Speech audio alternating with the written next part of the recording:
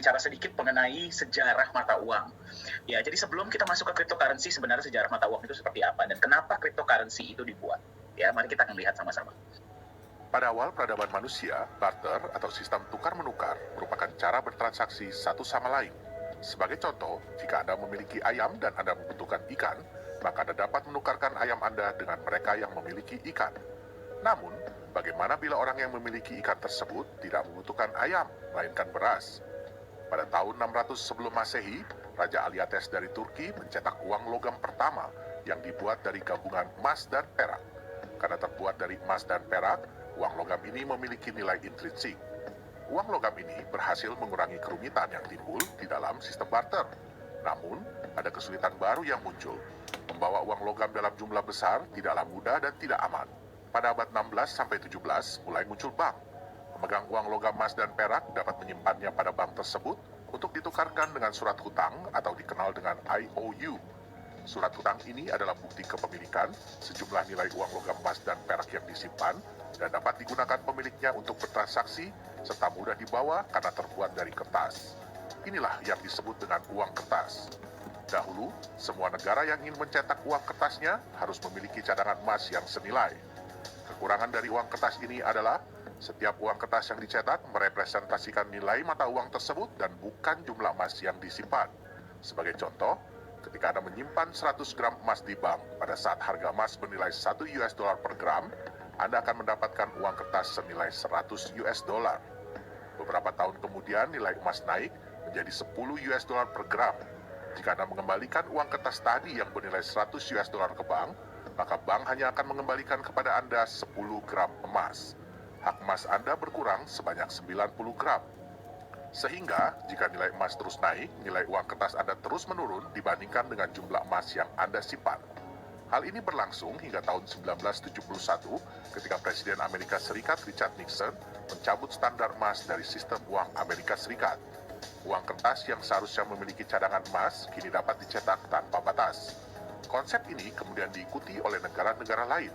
Inilah yang disebut dengan uang fiat. Tidak terbatasnya jumlah uang fiat yang dapat dicetak menyebabkan timbulnya inflasi. Tahun 2008, Bitcoin, mata uang kripto pertama, dibuat. Mata uang kripto diciptakan dengan sistem yang memungkinkan transaksi antar individu tanpa campur tangan pihak ketiga dan memiliki jumlah yang terbatas sehingga diharapkan tidak terjadi inflasi. Tantangan utama mata uang kripto adalah tidak adanya aset yang membackup, sehingga harganya sangat berfluktuasi. Sebagian besar uang kripto yang beredar, nilainya terus-menerus turun, bahkan ada yang sudah tidak bernilai sama sekali. Nagaya hadir untuk mengembalikan dan menyempurnakan fungsi mata uang yang sebenarnya, dengan menciptakan sebuah mata uang yang jumlahnya terbatas sehingga tidak terpengaruh inflasi, di-backup oleh emas murni, artinya setiap Nagaya memiliki hak atas jumlah emas. Jumlah emas yang membackup setiap Nagaya akan bertambah, karena Nagaya akan menjalankan proyek-proyek real yang akan menambahkan jumlah emas Nagaya tersebut. Apa keuntungan Anda menjadi pemegang Nagaya?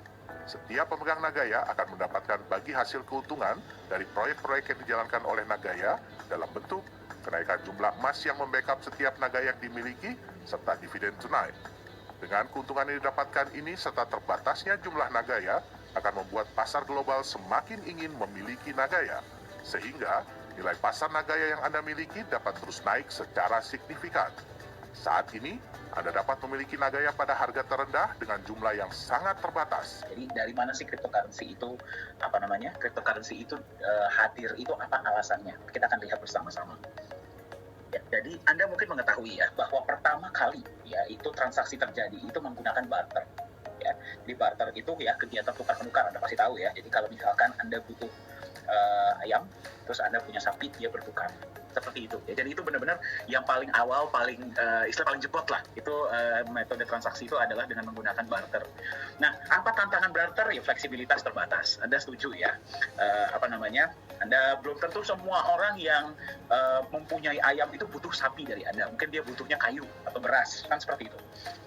Dan mobilitas terbatas. Anda nggak dengan mudahnya bisa membawa sapi Anda, misalkan mesti bertukarnya berapa puluh kilometer gitu kan susah. Ya. Jadi mobilitas sangat terbatas. Jadi pada saat itu dibuatlah uang logam. Ya, jadi uang logam itu pertama kali diprakarsai oleh bangsa Lydia. Ketika itu dibuatnya itu dari dibuatnya dari campuran emas dan perak yang namanya elektrum. Ya. Jadi untuk mendapatkan sebuah barang itu mereka harus menukar dengan uang logam yang sesuai. Jadi kan lebih uniform ya untuk semuanya. Tetapi kembali mobilitas terbatas, berarti kalau untuk membawa uang logam yang berat itu kan sangat sulit ya. Tidak aman, disinilah mulai muncul tuh yang namanya begal. Orang lagi jalan tiba-tiba diambil uang logamnya. Ya, dan logam mulianya juga terbatas, nggak mungkin terus bisa dibuat namanya elektrum tersebut. Jadi pada saat itu dibuatlah uang kertas. Ya, uang kertas ini kalau nanti mungkin Pak Yohanes akan bercerita lebih dalam mengenai ini ya, tapi uang kertas ini adalah sebuah bentuk bukti penyimpanan, bukti kepemilikan atas sejumlah uang logam. Nah, yang berarti kita juga bisa sebut sebagai IOU. Ya. Jadi Anda simpan uang logam Anda di satu tempat, Anda dapatlah uang kertas ini, yang berarti Anda memiliki sekian banyak uang logam. Tetapi tantangan utama dari uang kertas atau uang kertas berpindah menjadi uang fiat ya, yang berarti tidak ada backupnya. Ya, itulah tantangan utamanya sebenarnya. Ya, beberapa tantangannya adalah yang pertama tidak aman, yang kedua nilainya terus berkurang. Ya, berarti dengan lebih banyaknya uang kertas ini di-print oleh bank sentral, oleh yang meng-issue ya, berarti nilai dari uang kertas tersebut itu terus berkurang. Itulah kenapa kita memiliki yang namanya inflasi. Karena dia itu jumlahnya tidak terbatas. Bisa kalau kurang di-print lagi, kalau kurang di-print lagi, kalau kurang di-print lagi. Itulah kekurangan dari uang kertas. Nah, kemudian muncullah uang elektronik ya, contohnya OVO, GoPay, Dana, M-Banking. Apakah uang elektronik ini menyelesaikan tantangan dari inflasi? Tidak, dia hanya memudahkan saja. Ya, tapi dengan munculnya uang digital, muncullah permasalahan-permasalahan baru. Contohnya tentang pemalsuan. Kalau misalkan Anda menggunakan mata uang, misalkan alat transaksi digital, misalkan OVO, GoPay, Dana, dan sebagainya, data Anda hanya disimpan di satu server saja, yaitu server perusahaan tersebut atau server bank tersebut. Yang jadi pertanyaan adalah, bagaimana kalau server tersebut dijebol atau dihack? Ya, dan yang kedua, kita tahu dari mana data kita itu benar-benar disimpan dan tidak diperjualbelikan. Ya, jadi mungkin Anda pernah baru buka bank, ya tiba-tiba besoknya udah dapat tawaran kartu kredit. Nah, itu kan kita nggak tahu dari mana. Ya, jadi itulah beberapa tantangan-tantangan yang terjadi sehingga warga dunia ini mulai berpikir, apa ya solusinya agar kita bisa bertransaksi peer-to-peer, mengatasi permasalahan inflasi, bisa bertransaksi peer-to-peer. Ya, apa solusinya? Apa yang harus kita perlakukan? Jadi tidak ada yang namanya pihak ketiga. Itulah di mana munculnya cryptocurrency. Ya, jadi mata uang kripto ini muncul untuk sebenarnya menyelesaikan tantangan-tantangan yang ada di sistem keuangan yang sudah ada sekarang. Jadi dia itu berbentuk revolusi istilahnya ya, revolusi untuk istilahnya kita menciptakan sebuah mata uang baru yang tidak akan kena inflasi, tidak hanya divalidasi oleh otoritas sentral dan bisa dari kita, oleh kita, untuk kita. Nah, ternyata dia itu sudah mulai terkenal ya sekarang, apalagi kemarin Bitcoin nilainya sudah sangat tinggi. Nah, apa perbedaan dari cryptocurrency dan uang digital dan uang-uang lainnya? Ya, dan apa sih sebenarnya potensi ke depannya? Nah, itu yang akan bawakan bukan saya. Yang akan bawakan sesi selanjutnya ini adalah CEO dari Nagaya Technologies. Ya, beliau sekarang kita sudah berkecimpung di dunia cryptocurrency ini sudah 3-4 tahun. Ya, jadi beliau yang akan berbagi. Untuk itu, saya persilahkan CEO Nagaya Technologies, Pak Yohanes Chandra, untuk berbagi mengenai cryptocurrency. Silahkan, Pak. Ya, baik. Terima kasih, Pak Dani. Ya, jadi selamat pagi, Bapak-Bapak, Ibu-Ibu. Ya, selamat datang dan terima kasih ya sudah meluangkan waktunya ya untuk menghadiri. Kita ingin memberikan sedikit ya tentang cryptocurrency. Itu apakah bisa menjadi future of money? Jadi Dr. Anton udah bilang ya, ini fenomena yang cukup luar biasa. Terus kemudian juga bahkan Bank Sentral kita, Bank Indonesia itu berencana untuk menerbitkan mata uang digital. Nah, apakah mata uang digital yang nantinya diterbitkan oleh Bank Indonesia ini sebuah cryptocurrency? Itu jawabannya tidak. Jadi di sini juga kita akan membahas apa sih bedanya tentang mata uang digital dan cryptocurrency. Jadi apa sih mata uang kripto? Ya, mata uang kripto adalah sebenarnya sebuah aset digital. Ya, jadi Bapak Ibu nggak bisa pegang bentuknya. Jadi nggak ada fisiknya. Kalau ditanya Bitcoin itu bentuknya seperti apa sih? Ya, terus kemudian kalau ada yang bilang, saya pernah lihat loh koinnya Bitcoin. Ya, itu bukan Bitcoin. Ya, itu orang mungkin bikin mock up ya, semacam apa ya, souvenir lah. Ya, dalam bentuknya itu dibuat seperti logonya Bitcoin. Ya, tapi Bitcoin itu Bapak Ibu tidak bisa pegang. Jadi tidak ada fisiknya. Dia digital, ya kan? Yang memang dirancang itu untuk media pertukaran. Jadi pada awalnya itu belum dibuat sebagai sebuah mata uang ya, karena gini, konsep mata uang itu baru bisa dibilang mata uang kalau memang ada orang yang mau menerima sebagai alat pembayaran. Ya, nah, jadi pada awalnya itu adalah sebagai media pertukaran. Jadi ya menggunakan kriptografi yang kuat. Ya, terus sistem blockchain dan ledger yang terdistribusi. Nah, ini kita lihat, ini adalah 3 kunci dari sebuah mata uang kripto. Ya, yaitu kriptografi. Kriptografi itu artinya data-data Bapak Ibu itu dienkripsi. Jadi, contoh password ya, kalau Bapak Ibu misalnya passwordnya mau tahu aja deh lu gitu ya. Nah, itu tidak akan muncul mau tahu aja deh lu di dalam sistemnya, tetapi itu berupa angka dan huruf yang di random, diacak ya.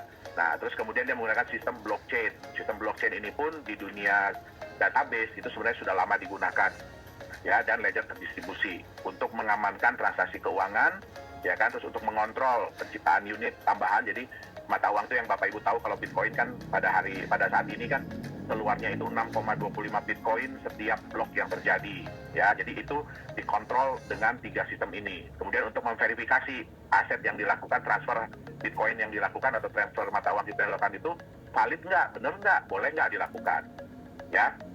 Nah, satu hal yang saya ingin katakan adalah kenapa ya kita di sini tidak membahas hari ini, kita nggak membahas nih apa sih itu kriptografi secara detail ya, apa itu sistem blockchain secara detail, ledger distribusi secara detail, nanti Bapak Ibu pasti ngantuk semua, ya.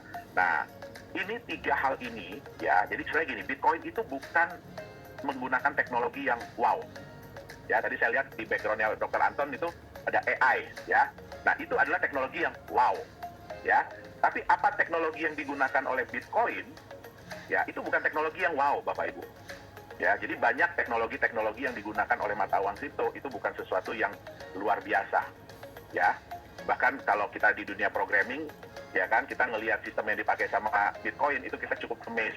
Amazed-nya kenapa? Sesuatu yang sangat simple, sesuatu yang orang tidak pernah duga bahwa ini bisa menjadi hal yang luar biasa. Ya, tetapi ya harus diingat begini. Bitcoin atau seseorang yang namanya Satoshi Nakamoto, dan saya yakin itu bukan orang Jepang, ya. Dia berhasil menggabungkan 3 buah konsep, yaitu konsep enkripsi, sistem blockchain, dan ledger yang terdistribusi. Karena dia berhasil menggabungkan 3 konsep ini, sehingga menciptakan sebuah aset yang sangat aman. Ya, secara teknologi ya, sangat aman. Oke? Nah, apa sih karakter utama dari sebuah mata uang kripto? Jadi untuk bisa dijalankan mata uang itu sebagai mata uang kripto atau aset kripto itu apa? Yang pertama, jumlahnya harus terbatas. Ya, karena memang ini dibuat, jadi karakter ini dibuat untuk melawan mata uang fiat atau mata uang yang dibuat oleh bank sentral. Ya, kemudian diregulasi oleh konsensus. Ya, sehingga apapun yang terjadi di dalam sistemnya itu harus merupakan kesepakatan bersama, keputusan mayoritas. Nah, hebatnya keputusan mayoritas ini dibuat berdasarkan sistem, ya, sistem program. Jadi program, bukan orang. Jadi nggak kayak kita nih, ya, kita lagi ngumpul nih ya, ada 100 orang di dalam Zoom meeting ini, terus kemudian Pak Dhani bertanya, oke, setuju nggak kalau kita begini? Nah, nanti semua orang ngangkat tangan, ya. Nah, di sini orangnya tidak perlu hadir, tetapi semuanya sudah diatur oleh sistem, ya. Kemudian trustless, di mata uang kripto itu tidak ada yang dipercaya, atau maksud tidak ada yang dipercaya, ya. Kalau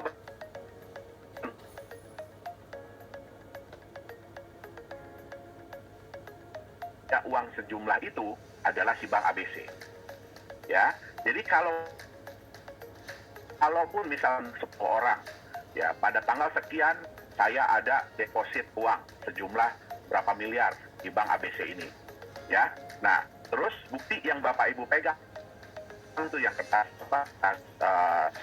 setoran, slip setoran itu mungkin hilang, ya. Nah, itu nanti, ya, kalau bank bisa bilang, jadi bank bisa bilang ini, enggak, Bapak Ibu punya uang sekian miliar, mungkin cuma berapa puluh juta, gitu loh, mungkin cuma berapa puluh juta. Nah, yang berhak untuk menentukan benar atau tidak, itu hanya 1 orang, ya. Nah, di mata uang kripto itu tidak bisa terjadi. Jadi di mata uang kripto itu semua orang nggak ada yang saling percaya, ya. Semua orang nggak ada yang saling percaya. Tadi yang saya bilang distributed ledger, itu artinya apa? Ledger itu Bapak Ibu tahu ya, kayak ya, di sini kan ada banyak teman-teman pengusaha ya. Nah, ledger itu adalah buku, jadi buku transaksi. ya. Jadi kita semua itu mencatat transaksi apapun yang terjadi, ya. Semua orang pegang buku masing-masing.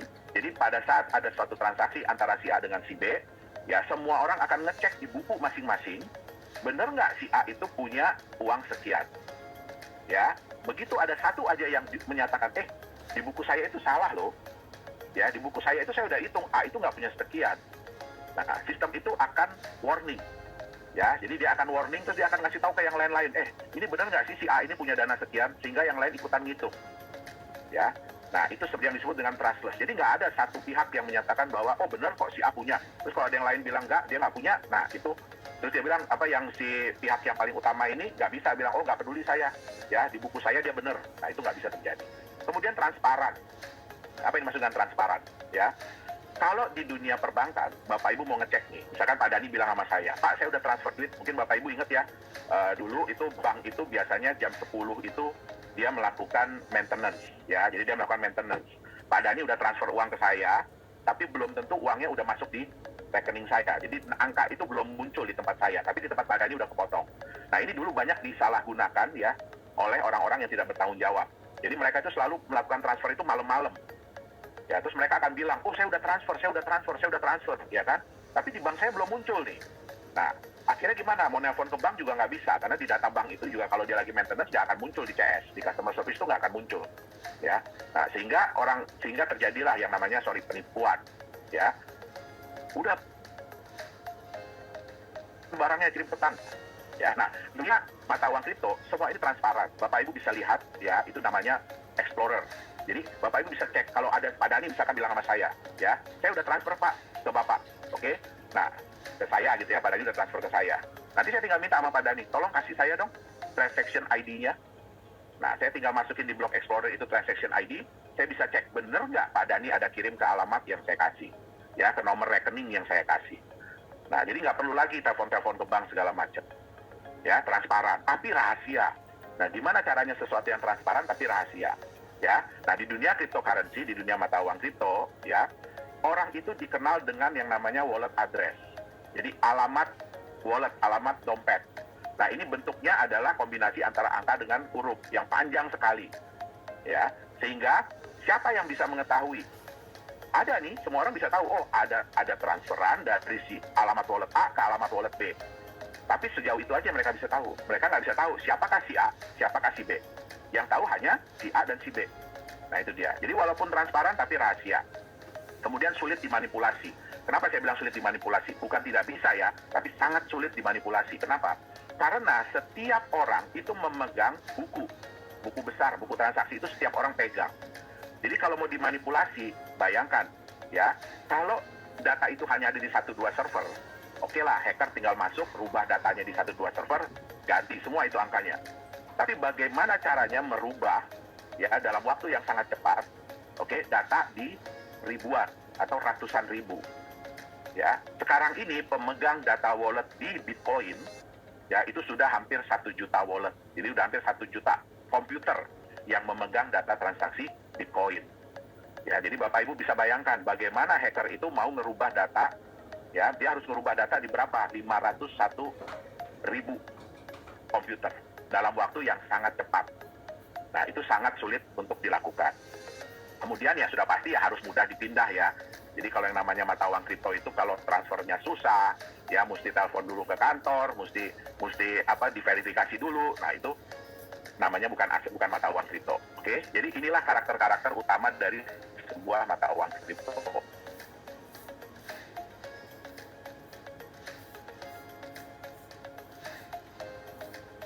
Sudah memulai ya digital money-nya. Nah, apa bedanya antara mata uang kripto dengan digital money? Oke. Yang pertama adalah mata uang kripto itu adalah sebuah mata uang independen. Jadi kalau ditanya Bitcoin itu dibuat oleh siapa, itu nggak ada yang bisa jawab. Ya, dia terkait dengan mata uang apa, itu tidak ada jawabannya. Oke, jadi dia mata uang independen. Digital money itu berdasarkan mata uang fiat. Ya, contoh apa sih digital money? Digital money pertama yang pernah hadir itu adalah ATM. Ya, Bapak Ibu kan pasti hampir semua orang di sini pasti pegang ATM ya. Nah, itu adalah digital money yang pertama kali dibuat. Kemudian muncullah kartu kredit. ya. Kemudian muncullah payment gateway, ya. Sekarang ada digital wallet. Bapak Ibu mungkin tahu yang terkenal tuh GoPay, ya kan, Dana, OVO, ya kan. Nah, itu semua adalah digital money. Jadi mereka terkait dengan mata uang fiat, ya. Itu sebabnya mereka tidak bisa dipakai di negara lain. Jadi Bapak Ibu nggak bisa, ya, punya OVO atau punya Dana atau punya GoPay terus pergi ke Singapura pengen bayar pakai itu, nggak bisa, ya, karena mereka itu terkait dengan mata uang lokal. Oke. Nah, mata uang kripto itu ya sayangnya sampai saat ini itu tidak diregulasi. Ya, jadi tidak ada yang meregulasi mata uang kripto. Ya, kalau mata uang digital money itu diregulasi oleh otoritas yang berwenang.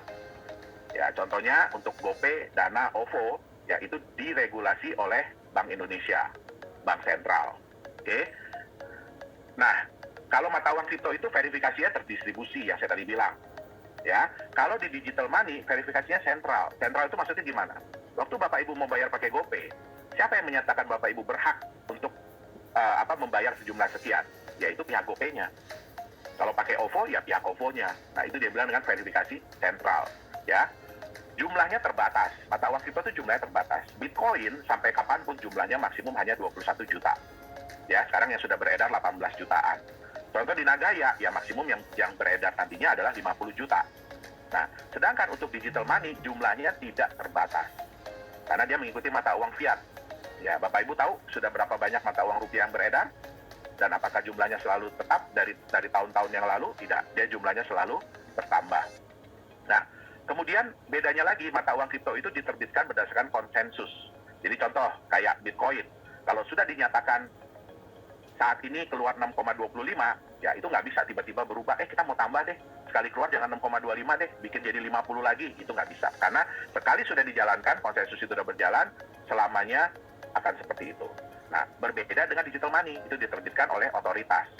Jadi bergantung daripada otoritas, mereka mau terbitin uang baru atau tidak. Ya. Nah, bedanya lagi mata uang kripto ini yang paling penting dan yang kita tekankan itu ledgernya terdistribusi.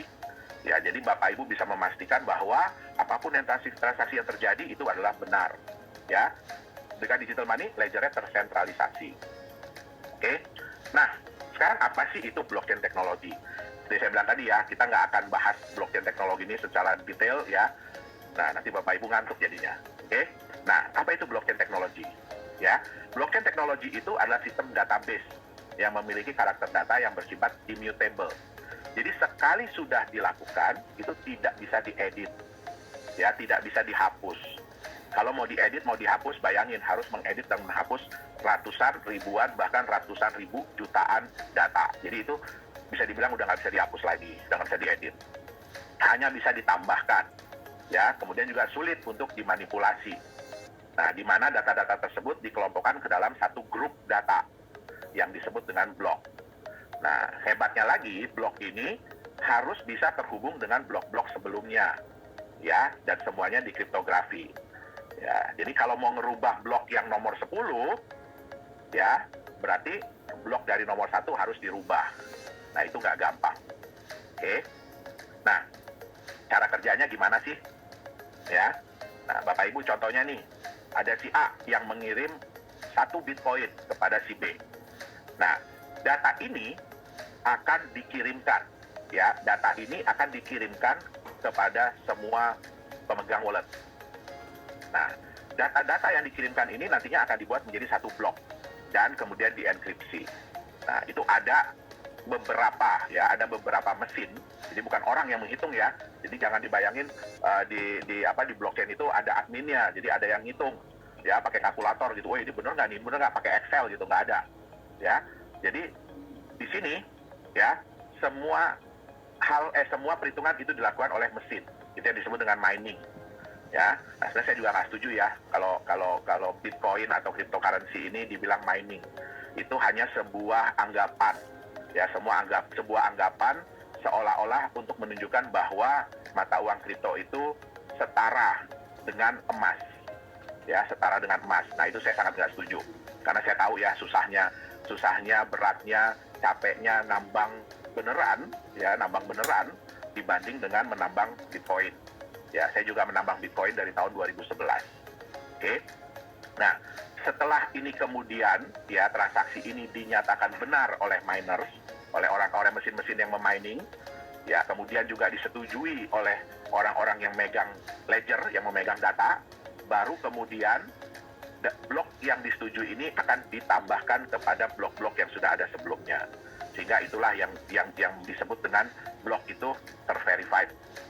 Ya, jadi sistemnya seperti itu. Oke. Sebenarnya blockchain ini peluangnya di mana aja sih? Tadi ingat ya, jadi di blockchain ini salah satu kata kuncinya adalah data itu tidak bisa dipalsukan, data itu tidak bisa diedit, ya, data itu tidak bisa ada double, jadi tidak bisa ada ganda. Nah, sebenarnya ini bisa dipakai di mana? Transparan dan rahasia. Ya, kita tahu ya, kan kalau kita suka ikut pemilu ya, nah itu kan transparan tapi rahasia. Nah, jadi blockchain ini sebenarnya bisa juga dipakai untuk berbagai industri. Contohnya pemilihan umum. Ya, terus kemudian sertifikat. Kita tahu ya sering terjadi ya, sertifikat tanah itu bodong atau double, ya kan? Nah, kemudian juga hak kekayaan intelektual. Dan yang paling sering digunakan adalah untuk membuat sebuah aset digital atau mata uang digital. Ya. Nah, siapa sih yang mencetuskan ya konsep mata uang kripto ini? Nah, itulah yang disebut dengan diberi nama Bitcoin oleh seseorang yang disebut Satoshi Nakamoto. Tapi saya bisa jamin ya, itu bukan satu orang dan dia bukan orang Jepang dan itu bukan nama dia. Ya. Nah, satu hal tadi yang saya bilang yang hebat dari Bitcoin ini, dari si Satoshi ini adalah dia berhasil menggabungkan 3 komponen utama: kriptografi, ledger dan distribusi, dan teknologi blockchain. Nah, gabungan ketiga komponen ini ya memungkinkan Bitcoin bisa melaksanakan fungsi peer-to-peer, jadi transfer secara desentralisasi dan tidak dapat dipalsukan. Oke, kenapa Bitcoin muncul? Ya, Bitcoin muncul ini sebenarnya adalah sebuah revolusi, ya, dari ketidakpercayaan masyarakat dunia terhadap bank sentral. Ya, contoh kepercayaan itu apa? Bapak Ibu, ada yang bisa tahu, mungkin bisa chat ya di sini ya. Ada yang bisa chat di sini. Sebenarnya uang yang Bapak Ibu pegang, selain daripada yang selama ini kita pelajari ya, itu kan sebagai alat tukar yang sah, ya. Ada yang tahu nggak sih itu sebenarnya apa? Uang yang Bapak Ibu pegang itu sebenarnya apa? Mungkin bisa dibagi di chat. Uang yang Bapak Ibu pegang itu sebenarnya adalah apa?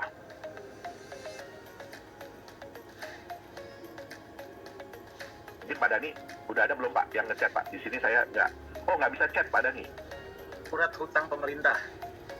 Oh, udah ada yang muncul ya? IOU, pemerintah pinjaman, kertas yang tidak ada nilainya. Ya, betul. Pembayaran, ya. Ya, jadi benar itu yang dibilang hutang. Ya, jadi sebenarnya uang yang Bapak Ibu pegang itu adalah surat hutang. Ya, pertanyaannya adalah siapa yang berhutang? Ya, yang berhutang itu adalah orang yang bikin pastinya. Ya, jadi siapa yang menciptakan uang itu? Jadi seolah-olah kayak begini. Ya, saya berhutang kepada Pak Dani. Terus kemudian saya bilang, Pak Dani, ini saya bayar pakai kertas ya. Di sini saya tulis, saya berhutang sama Pak Dani 100.000. Kemudian saya kasihkan ke Pak Dani. Ya, nanti dari uang ini Pak Dani mau bayar orang nih. Ini saya pegang surat hutang dari Pak Yohanes. Ya, nilainya 100.000. Nanti kamu pegang ini ya. Kalau kamu mau tagih, kamu tagih ke dia. Ya, ke Pak Yohanes. Nah, bayangkan ya, Bapak Ibu biasanya kalau mau berhutang itu kan setengah mati ya. Kalau kita mau pinjaman nih ke bank ya, atau ke BPR ya, atau ke koperasi, itu kan nggak gampang ya. Itu melalui proses. Nah, terus kemudian bisa nggak dengan gampangnya bilang begini, saya kan udah ada utang nih 1 miliar, saya mau pinjam lagi dong.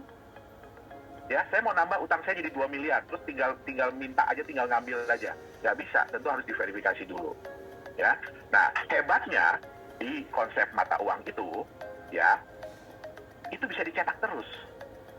Jadi uang ini, jumlah hutang ini bisa dicetak sendiri. Ya, tentu saja memang ada hal-hal yang dipertimbangkan. Ya, tetapi ya, kan berarti enak banget dong ya. Nah, itulah salah satu hal yang pertama. Ya, ini juga muncul awalnya karena krisis, ya, krisis moneter. Ya, Bapak Ibu sering baca ya, begitu ada krisis moneter biasanya mata uang kita itu anjlok. Ya, terus kemudian di Amerika kalau udah krisis moneter, ya bank sentralnya gampang aja ya, tinggal cetak duit, bagi-bagi lagi ke orang. Ya kan, apalagi Amerika, mohon maaf. Ya, karena memang sekarang ini patokan mata uang dunia memang masih di US dollar. Makanya banyak negara yang berusaha untuk mengurangi kekuatan US dollar. Oke.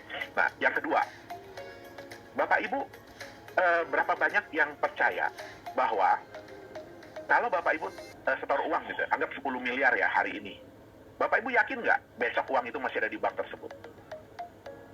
Ya, nggak bisa. Buktinya apa? Ya, buktinya paling gampang apa? Bapak Ibu setor hari ini 10 miliar, anggap usah hari ini ya, ini 10 miliar. 2 jam lagi Bapak Ibu bilang, saya nggak jadi, saya mau tarik lagi itu yang 10 miliar. Nggak bisa Bapak Ibu.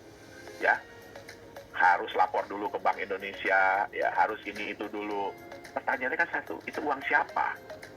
Nah, jadi hal-hal seperti inilah yang memunculkan ketidakpercayaan ya masyarakat terhadap bank. Bukan cuma bank sentral, tetapi terhadap perbankan. Sehingga mereka mencoba, gimana ya caranya ya, kita bikin yuk mata uang dari kita, oleh kita, untuk kita.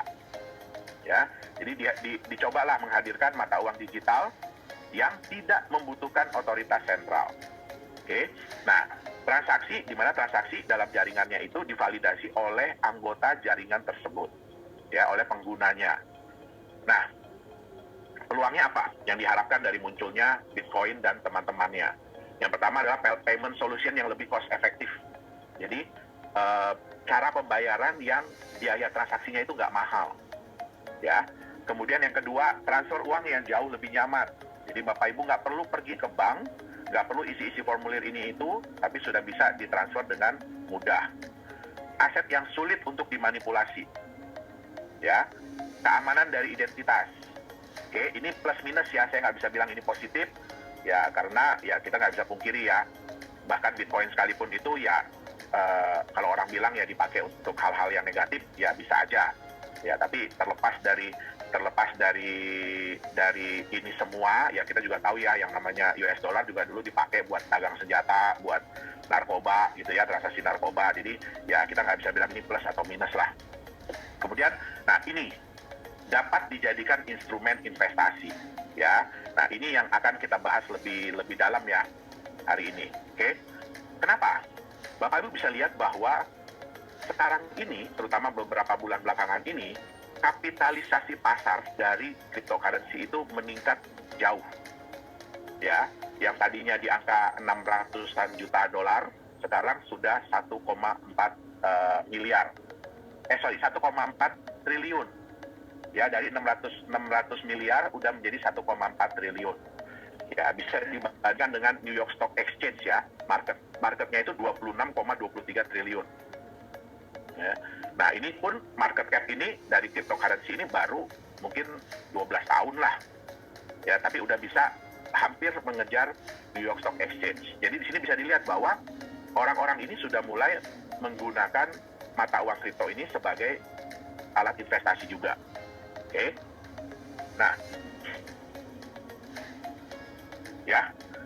Tapi ya, tadi kan kita bicara yang bagus-bagusnya ya. Tapi, nah, ada kekurangan dari sebuah aset kripto ini, mata uang kripto ini.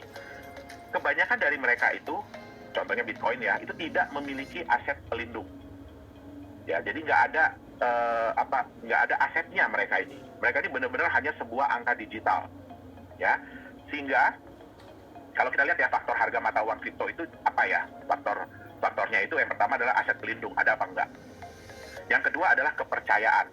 Nah, ini adalah dua faktor utama dari mata uang kripto, ya. Nah, sekarang, ini mestinya aset pelindungnya dicoret ya. Apa yang terjadi kalau aset pelindung ini tidak ada? Artinya dia benar-benar hanya bergantung kepada kepercayaan. Nah, yang terjadi adalah kepercayaan dan harga itu akan berbanding lurus, ya, akan saling menguatkan, ya. Jadi kalau kepercayaan naik, harga pun akan semakin tinggi, akan semakin besar, ya. Harga semakin besar, orang akan lebih percaya, ya, sehingga kepercayaannya akan naik, ya. Kemudian harga akan jadi lebih besar lagi, ya. Jadi ini yang dibilang multiplying efeknya tinggi sekali. Makanya volatilitas harga di kripto itu wow. Bapak Ibu bisa lihat di chart ya, Bitcoin itu sehari bisa naik sampai 20%, ya, tapi bisa turun sampai 20% sehari. Oke. Nah, ini kalau kepercayaan naik, itu bagus. Ya, tapi bagaimana kalau kepercayaan turun? Ya, harga udah besar, kepercayaan turun. Pasti harganya akan berkurang. Ya, harganya pun akan turun. Harga turun karena dia benar-benar hanya murni mengandalkan kepercayaan, ya berarti kepercayaannya akan turun juga. Tambah turun lagi, harga akan semakin kecil lagi, semakin turun. Nah, inilah resiko yang ada di mata uang kripto. Ya, di aset kripto. Nah, apa contohnya? Bapak Ibu, kenal nggak orang ini siapa nih? Ya, ini lagi naik daun banget nih. Ya, nah ini Elon Musk. Dia bukan, kalau sekarang bukan CEO Tesla ya, dia Vice CEO. Jadi dia adalah Vice CEO dari Tesla. Ya, apa yang baru-baru ini dia lakukan di dunia mata uang kripto? Ya, nah Bapak Ibu mungkin dengar ya, wah kemarin itu dalam satu hari Bitcoin itu naik hampir $20.000 ya, dalam satu hari naik hampir $20.000 ya. Nah, siapa yang melakukan? Orang ini.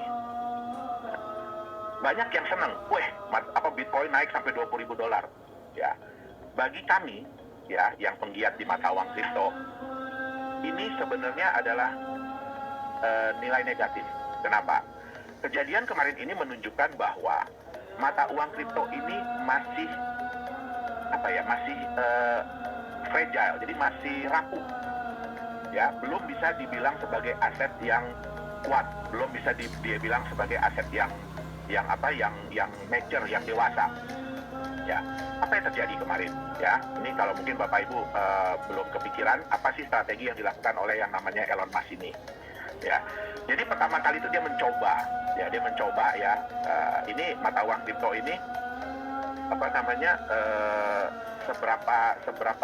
seberapa kuatnya sih. Jadi dia nyoba-nyoba dulu dengan mata uang yang namanya Doge. Doge itu kalau di dunia kripto itu sudah dianggap ya itu mata uang receh lah. Ya, jadi dia coba dulu. Dia coba nge-tweet ya, I love Doge. Ya, Doge itu adalah luar biasa lah ibaratnya ya. Dan terbukti dari omongan dia, ya Doge naik. Ya, harga Doge naik. Hanya gara-gara dia ngomong. Dia nggak beli loh. Hanya gara-gara dia ngomong. Ya. Terus kemudian dia tweet lagi kedua kali.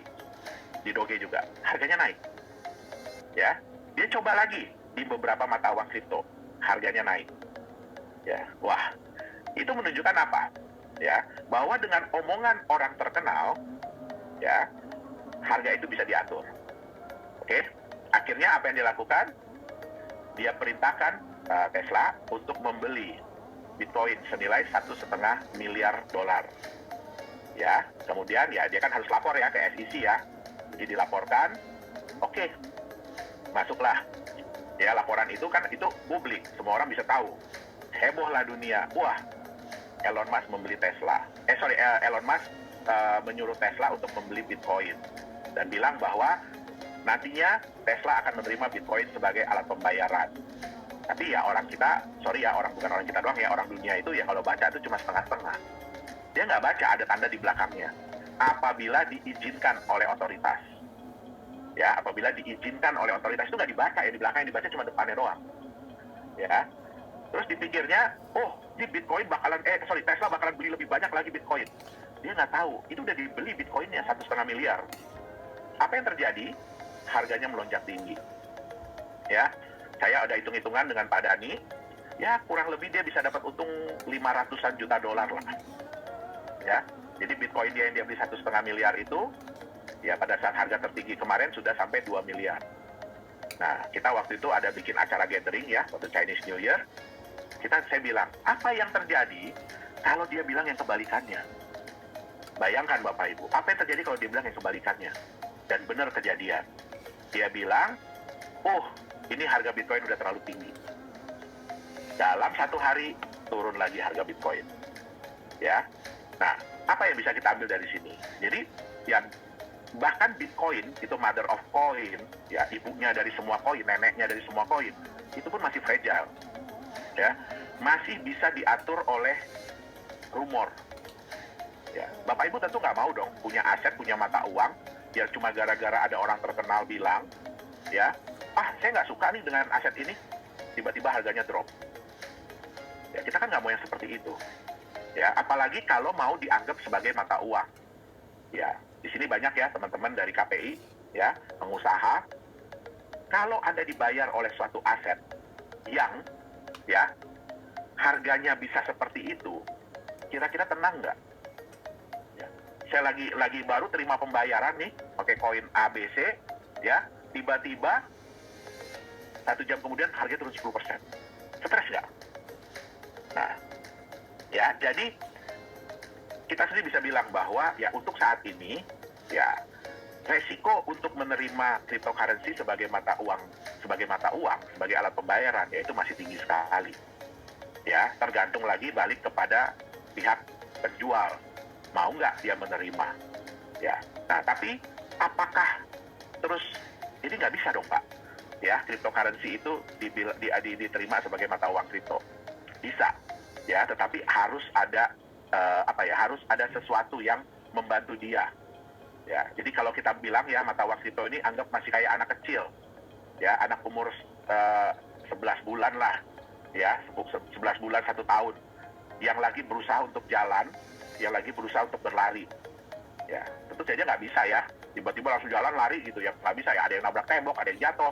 Nah, sehingga perlu sesuatu untuk membimbing dia, untuk menjaga dia. Ya, nah, saya sampai lupa, gara-gara ngebahas orang ini saya sampai lupa, ini chartnya. Ya, ini chartnya. Ya, jadi Bapak Ibu bisa lihat ya, di titik ini, ya, Tesla menyatakan bahwa dia membeli 1,5 miliar Bitcoin. Ya, nah, harga naik, ya. Nah, begitu harga sudah naik, terus dia bilang, ya, wah, Bitcoin price seems high. Jadi ini udah terlalu tinggi nih harga Bitcoin. Udah jeblok lagi harga Bitcoin. Nah, kali ini si Elon Musk ini kena getahnya. Tadi Dr. Anton bilang ya, saham Tesla turun. Ya kenapa? Ini udah kebiasaan dia. Ya, sebenarnya nggak boleh aset sebuah perusahaan, apalagi kas ya, uang kas dan setara kas, itu dengan gampangnya CEO bilang, wah udah kita pindahin aja ke Bitcoin. Ya, kita pindahin aja ke Bitcoin. Karena semua orang udah tahu, ya, Bitcoin itu high risk. Ya, nah terus dengan gampangnya dia bilang udah kita pindahin aja ke Bitcoin. Ya, itulah yang menyebabkan ketidakpercayaan dari pemegang saham dia. Walaupun harga Bitcoin naik. Nah, di sini dia rugi. Mungkin dia dapat keuntungan dari Bitcoin 500-an juta dolar, ya, tapi dari penurunan harga saham, ya dia kehilangan nilai saham dia hampir 200 miliar, kalau nggak salah saya, 200 miliar dolar. Nah, jadi sekali ini dia kena getahnya. Ya, makanya juga CEO Microsoft bilang, ya, kalau Anda tidak sekaya Elon Musk, jangan deh bermain di Bitcoin. Ya, kenapa?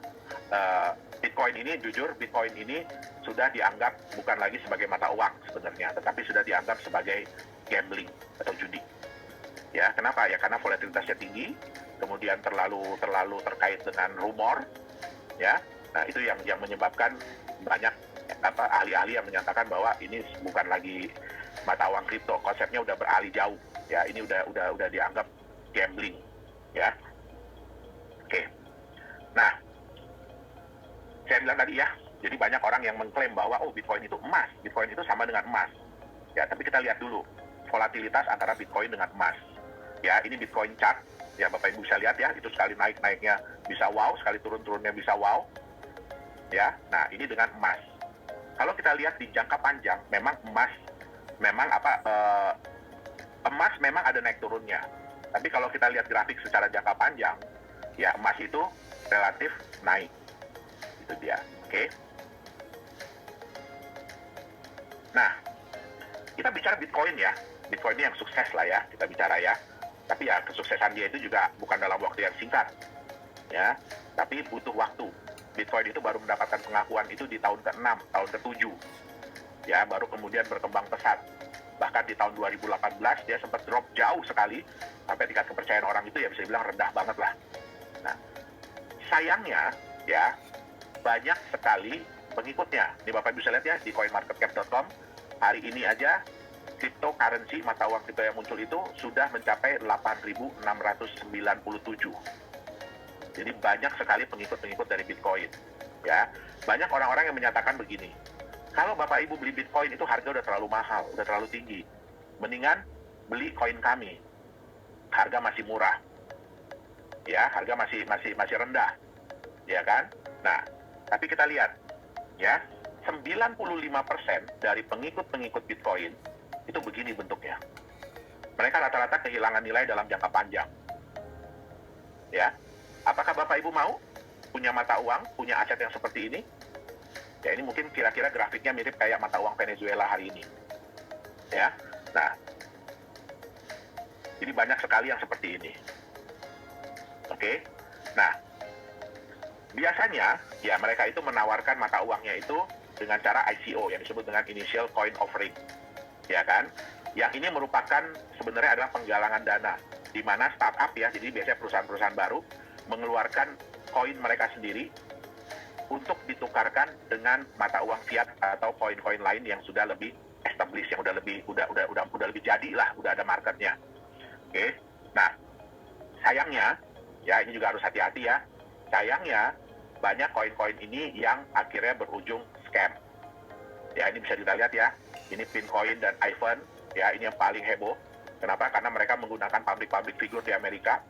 Yaitu ada petinju terkenal, ya ada penyanyi terkenal. Ya mereka mengendorse dari koin ini. Dan kenyataannya koin ini akhirnya scam. Ya. Dan di Indonesia banyak sekali. Ya bukan nggak ada ya, tapi di Indonesia juga banyak yang akhirnya berujung dengan scam. Ya. Oke, nah tipe-tipe apa sih yang bisa Bapak Ibu temukan ya di ICO? Yang pertama adalah ICO tuh dengan konsep yang benar. Jadi konsepnya itu benar dan berpotensi naik untuk jangka panjang. Jadi yang seperti saya bilang, Bitcoin sekalipun yang koin pertama itu butuh waktu ya untuk kenaikan nilai. Oke, yang kedua ICO dengan konsep bisnis yang tidak realistis. Contoh, kalau Bapak Ibu menemukan cryptocurrency yang menyatakan bahwa nantinya akan bisa dipakai sebagai alat pembayaran di Indonesia, itu tidak realistis. Ya, kenapa? Indonesia ini hanya menerima satu mata uang, satu alat pembayaran, yaitu rupiah. Bahkan Bapak Ibu tidak bisa bayar pakai US dollar, tidak bisa bayar pakai mata uang lain. Itu contohnya salah satu. Kemudian, ya contohnya adalah yang memberikan janji imbal hasil yang luar biasa. 1% sehari, 3% sehari, 30% sebulan, ada yang 100% sebulan. Nah, itu tidak realistis. Oke? Konsep bisnis yang sama saja seperti yang lain. Ya, biasanya ICO ini mereka menawarkan konsep bisnis apa? Mereka akan bikin market dari kripto. Ya, tadi mungkin nanti bisa lihat ya di CoinMarketCap, hari ini market dari kripto, jadi orang-orang yang berusaha menyediakan tempat jual beli kripto itu sudah 35.000 market. Ya, apakah semua akan berhasil? Tentu tidak. Ya, jadi kalau misalkan ini yang paling penting ya, Bapak Ibu tolong pelajari. Kalau konsep bisnisnya sama saja dengan yang lain yang sudah pernah gagal, ya berarti jangan diikutin. Oke? Nah, banyak juga ya ICO itu dengan tim manajemennya jago IT. Wah, mereka jago banget komputer, program segala macam, tapi tidak jago bisnis. Ya, kenapa? Ya karena ya saya bilang tadi ya, itu kan penggalangan dana ya untuk menjalankan bisnis, untuk menjalankan proyek. Ya, tapi kalau orang-orang yang nggak jago bisnis ya sama aja bunuh diri. Oke? Nah, dan banyak sekali ICO yang memanipulasi data. Ya, jadi mereka bilang bahwa mereka klaim mereka sudah jual sekian juta koin untuk menunjukkan bahwa, oh ini hype loh, ya banyak orang yang pengen memiliki koin kita, tapi mereka nggak bisa tunjukin datanya, tidak mau tunjukin datanya. Nah, berujungnya apa? Ya dana yang ingin dicapai dana yang ingin dikumpulkan tidak tercapai, sehingga ya bisnisnya nggak jadi jalan. Oke? Nah, yang terakhir dan ini yang paling harus dijauhi adalah ICO yang fraud atau scam. Ini yang saya bilang tadi ya, terutama yang menjanjikan imbal hasil yang berlebihan, yang tidak masuk di akal. Oke? Nah, menentukan yang layak investasi itu seperti apa sih? Oke? Yang pertama adalah legalitas. Jadi walaupun tadi yang saya bilang ya, cryptocurrency itu tidak ada regulatornya, belum ada regulatornya. Ya, tetapi bukan berarti bahwa bisa seenak-enaknya. Ya, setidak-tidaknya perusahaan yang menciptakan itu harus ada legalitasnya. Ya, dan di negara yang jelas tentu saja ya. Ya, jangan sampai di negaranya kayak British Virgin Island, Panama, Vanuatu, Seychelles, ya kan, Grenadines, yang kita aja nggak tahu itu di mana. Itu dia, ya. Yang kedua, jadi legalitas ini pertama juga siapa foundernya, bagaimana background mereka, ya. Apakah benar perusahaan itu terdaftar? Nah, ini harus dicek ya. Jadi jangan cuma ngaku-ngaku, oh perusahaan kita terregistrasi di mana. Ya itu harus dicek, benar nggak perusahaannya terdaftar di negara tersebut. Nah, yang kedua adalah konsepnya, ya. Satu yang paling penting ya, ini kata-kata gini, sesuatu yang terdengar terlalu bagus, terlalu indah, itu kadang-kadang nggak benar. Nah, jadi yang paling penting adalah konsepnya itu masuk di akal dan mudah dipahami atau tidak. Ya, mungkin nggak konsep mereka itu dilakukan, mungkin nggak konsep mereka itu terjadi. Oke, yang terakhir adalah apa timbal balik yang akan Anda dapatkan dari bisnis yang dijalankan. Ingat, yang namanya ICO itu, ya, yang namanya ICO itu penggalangan dana untuk menjalankan bisnis. Jadi seperti saham, ya, tapi mereka bukan jualan saham perusahaannya, itu seperti saham, ya. Tentu saja ya harus ada dong timbal balik apa yang didapatkan dari bisnis yang dijalankan. Oke. Nah, apa yang mengangkat nilai dari kripto itu sendiri? Jangan hanya rumor, jangan hanya kata-kata orang, ya, tapi harus ada apa sih sesuatu apa yang akan mengangkat nilai mata uang kripto itu sendiri. Nah, jadi kesimpulannya mata uang kripto sebagai masa depan, ya, bagus.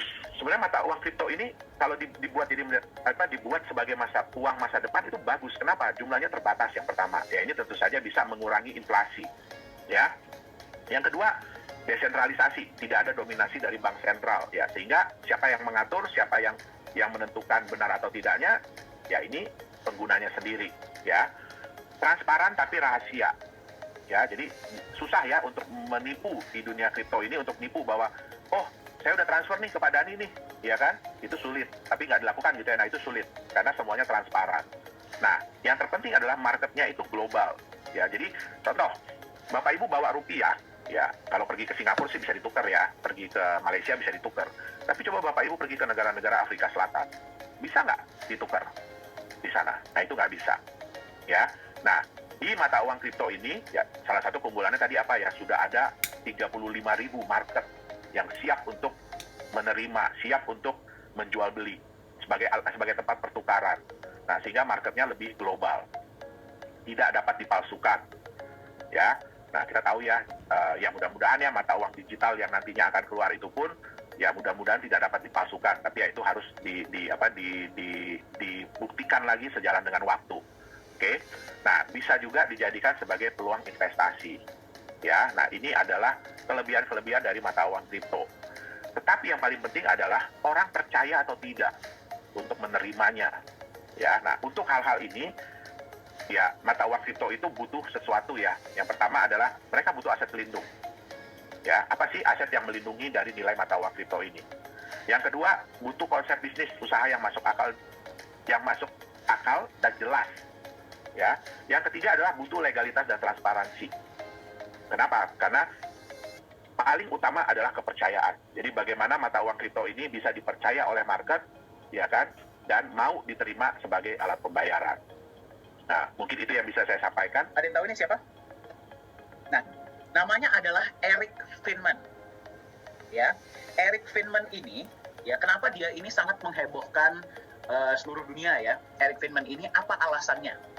Anda kalau Google, teman-teman kalau Google ya, dicari nama dia, pasti akan muncul semua berita-berita tentang dia. Dia itu terkenal ya karena dia itu berhasil mendapatkan keuntungan yang sangat besar dari Bitcoin. Ya, jadi gara-gara dia beli Bitcoin berapa tahun yang sebelumnya, dia pada saat ini tuh benar-benar punya banyak uang dari Bitcoin, menjadi miliarder. Ya, seperti apa keuntungan dia? Ya, kita lihat sama-sama. Kita bisa lihat ya di artikel ini dia punya 403 keping Bitcoin. Ya, berarti Bitcoin itu aset digital yang teman-teman bisa beli. Ya, jumlahnya terbatas, cuman ada 21 juta.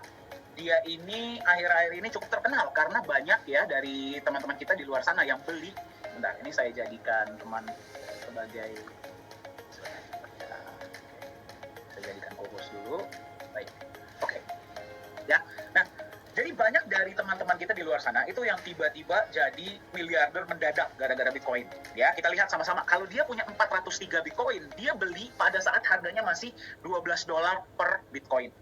Ya, itu di sekitar tahun 2011. Bisa dilihat ya di artikelnya ya. Nah, kalau dia punya 403 Bitcoin, dia beli pada tahun 2011. Pada saat itu mungkin dia cuma keluarin uang sekitar $1.000 ya kalau begitu ya. Hari ini harga satu Bitcoin berapa? Ada yang tahu? Ini per hari ini ya, 800 juta rupiah. 800 juta rupiah, dia punya 403 Bitcoin. Berarti berapa nilai investasinya hari ini? 322 miliar rupiah. Ya, ini luar biasa nggak? Luar biasa. Dan umurnya masih berapa? Pada saat artikel ini dikeluarkan ya, dia itu 2018 18 tahun. Berarti sekarang berapa? 21 tahun. Lebih muda dari kita, betul nggak? Jauh ya, jauh. Tapi asetnya udah segitu banyak. Kalau saya tanya sama Anda ya, mau nggak punya aset yang sekian, yang sebesar ini kalau ditanya? Mau tidak? Pasti mau. Betul ya? Pasti mau. Nah, selain Eric Friedman, ini ada banyak sekali orang-orang di luar sana yang mendapatkan keuntungan via Bitcoin atau kripto-kripto lainnya ya. Sekarang kita ngomong yang bagus-bagusnya dulu. Ada satu orang namanya Peter Saddington. Peter Saddington ini, sorry, ini nggak kelihatan ya. Oke, ya. Peter Saddington ini, dia di tahun 2017, dia beli Bitcoin senilai $115 atau setara dengan sekitar 1,7 juta rupiah. Tahun 2017 loh ya. Bukan hari ini beli, besok langsung besar. Tidak. Ya, dia beli di tahun 2017, harganya $115. Ya. Pada tahun 2020, nilai asetnya adalah 675.000 US dollar. Atau setara dengan 10 miliar rupiah pada tahun 2020. Sekarang 2021 udah naik lagi. Betul ya? Christopher Koch, ini yang paling luar biasa ya. Dia cuma beli Bitcoin senilai 400.000 rupiah pada tahun 2009. Siapa di sini yang nggak punya uang 400.000? Ya, ini berapa kali makan siang, betul nggak? Ya, ini membuktikan bahwa investasi itu, membeli aset digital itu, uangnya seperti yang tadi Pak Saka bilang, tidak perlu besar. Ya, tidak perlu besar. Dia beli 400.000 rupiah di tahun 2009. Hari ini nilai asetnya di tahun 2020 adalah 50 juta dolar. Atau setara dengan 715 miliar. Ya. Eric Friedman yang tadi ya, hari ini nilai asetnya juga sudah sangat luar biasa. Ini di tahun 2020 ya. 2020. Ada lagi Winklevoss ya. Winklevoss ini dia beli memang modalnya besar. Ya, dia beli modalnya besar, 11 juta dolar atau 165 miliar. Hari ini nilai asetnya adalah 15 triliun lebih. Ya, jadi bisa tidak sih sebenarnya teman-teman itu punya menghasilkan sangat banyak ya, punya aset yang besar. Apalagi sekarang kan ya kita lihat ya, kurang lebih teman-teman ini kalau yang mahasiswa ya mungkin di sekitar 23, 24 ya, berapapun umur kita. Mungkin nggak sih dalam waktu beberapa tahun ke depan, kalau kita beli sebuah aset hari ini, teman-teman itu bisa sejahtera. Sangat mungkin. Ya, tapi tidak ada yang namanya hari ini beli, besok langsung kaya raya, langsung sejahtera, itu nggak mungkin. Nanti kita akan lihat sama-sama. Ya. Nah, ini kita lihat kenaikannya 7.000 kali lipat, 2 juta kali lipat, 4.500 kali lipat, 110 kali lipat. Ya, kita lihat dari sini.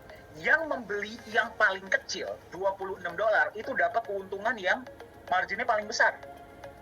Ya, 2 juta kali lipat, padahal modalnya paling kecil, betul nggak? Ya, mau nggak teman-teman hari ini sisihkan uang seberapa gitu ya, kesampingkan terus beli aset, terus dapat hasil yang seperti ini? Pasti mau dong. Ya, kenapa yang paling kecil justru dapat keuntungannya paling besar? Alasannya simple, dia ini beli di awal. Ya, dia ini beli di tahun 2009, dia pegang sampai 2020, sampai sekarang saya yakin dia masih pegang. Ya, jadi kapan teman-teman mulai berinvestasi, kapan Anda mulai beli aset digital ini sangat menentukan hasilnya di kemudian hari. Sekarang kita lihat, ada nggak sih orang-orang yang tadi kan kita lihat yang bagus-bagusnya ya, yang Anda beli sekarang tiba-tiba bom jadi gede, beli sekarang tiba-tiba jadi gede. Ada nggak orang yang kehilangan uang di dunia kripto? Kita lihat sama-sama. Ada orang yang rugi sampai 3 triliun di Bitcoin. Ya, bayangkan. Gede atau kecil itu? Gede. Ya, di sini ini lebih parah lagi. Ya, teman-teman masukkan uang di sebuah platform, tiba-tiba platformnya hilang. Ya, ini terjadi di Turki. Aset nasabah 29 triliun hilang. Jadi bayangin, teman-teman yang mungkin udah dapat keuntungan, masuk ke website hari ini keuntungan berapa, tiba-tiba besoknya website-nya nggak bisa dibuka. Hilang. Itu sering kejadian nggak? Sering. Ya, sangat sering di dunia kripto. Ya, ada yang kehilangan 7,7 miliar gara-gara Elon Musk palsu. Teman-teman pada dengar ya Elon Musk itu siapa ya? Nah, jadi pernah terjadi sebuah insiden yang menarik. Jadi account banyak orang-orang terkenal itu dihack. Ya, dihack sehingga dia bilang kalau Anda kasih kita berapa Bitcoin hari ini, saya akan kembalikan 3 kali lipat atau 4 kali lipat. Ya, yang terjadi adalah banyak dong yang ngirim ya. Banyak ya, bayangin kita lagi asik-asik lihat Twitter, tiba-tiba, uang cepat, dia kirim lah, apalagi kan orang terkenal. Ya, tiba-tiba yang terjadi, uangnya hilang. Ya, itulah kembali menekankan, nggak ada yang namanya jadi kaya cepat. Ya, nggak ada hal seperti itu di dunia ini. Jadi kita harus lebih berhati-hati ya ketika kita mau beli aset kripto, karena aset kripto itu kejam dunianya. Ya, kenapa kita adakan seminar ini hari ini ya? Itu karena kita ingin, apalagi sekarang di luar sana itu sangat-sangat banyak yang akan menawarkan teman-teman itu peluang untuk menjadi kaya cepat. Hari ini beli, habis berapa lama uangnya bisa jadi 3 kali lipat.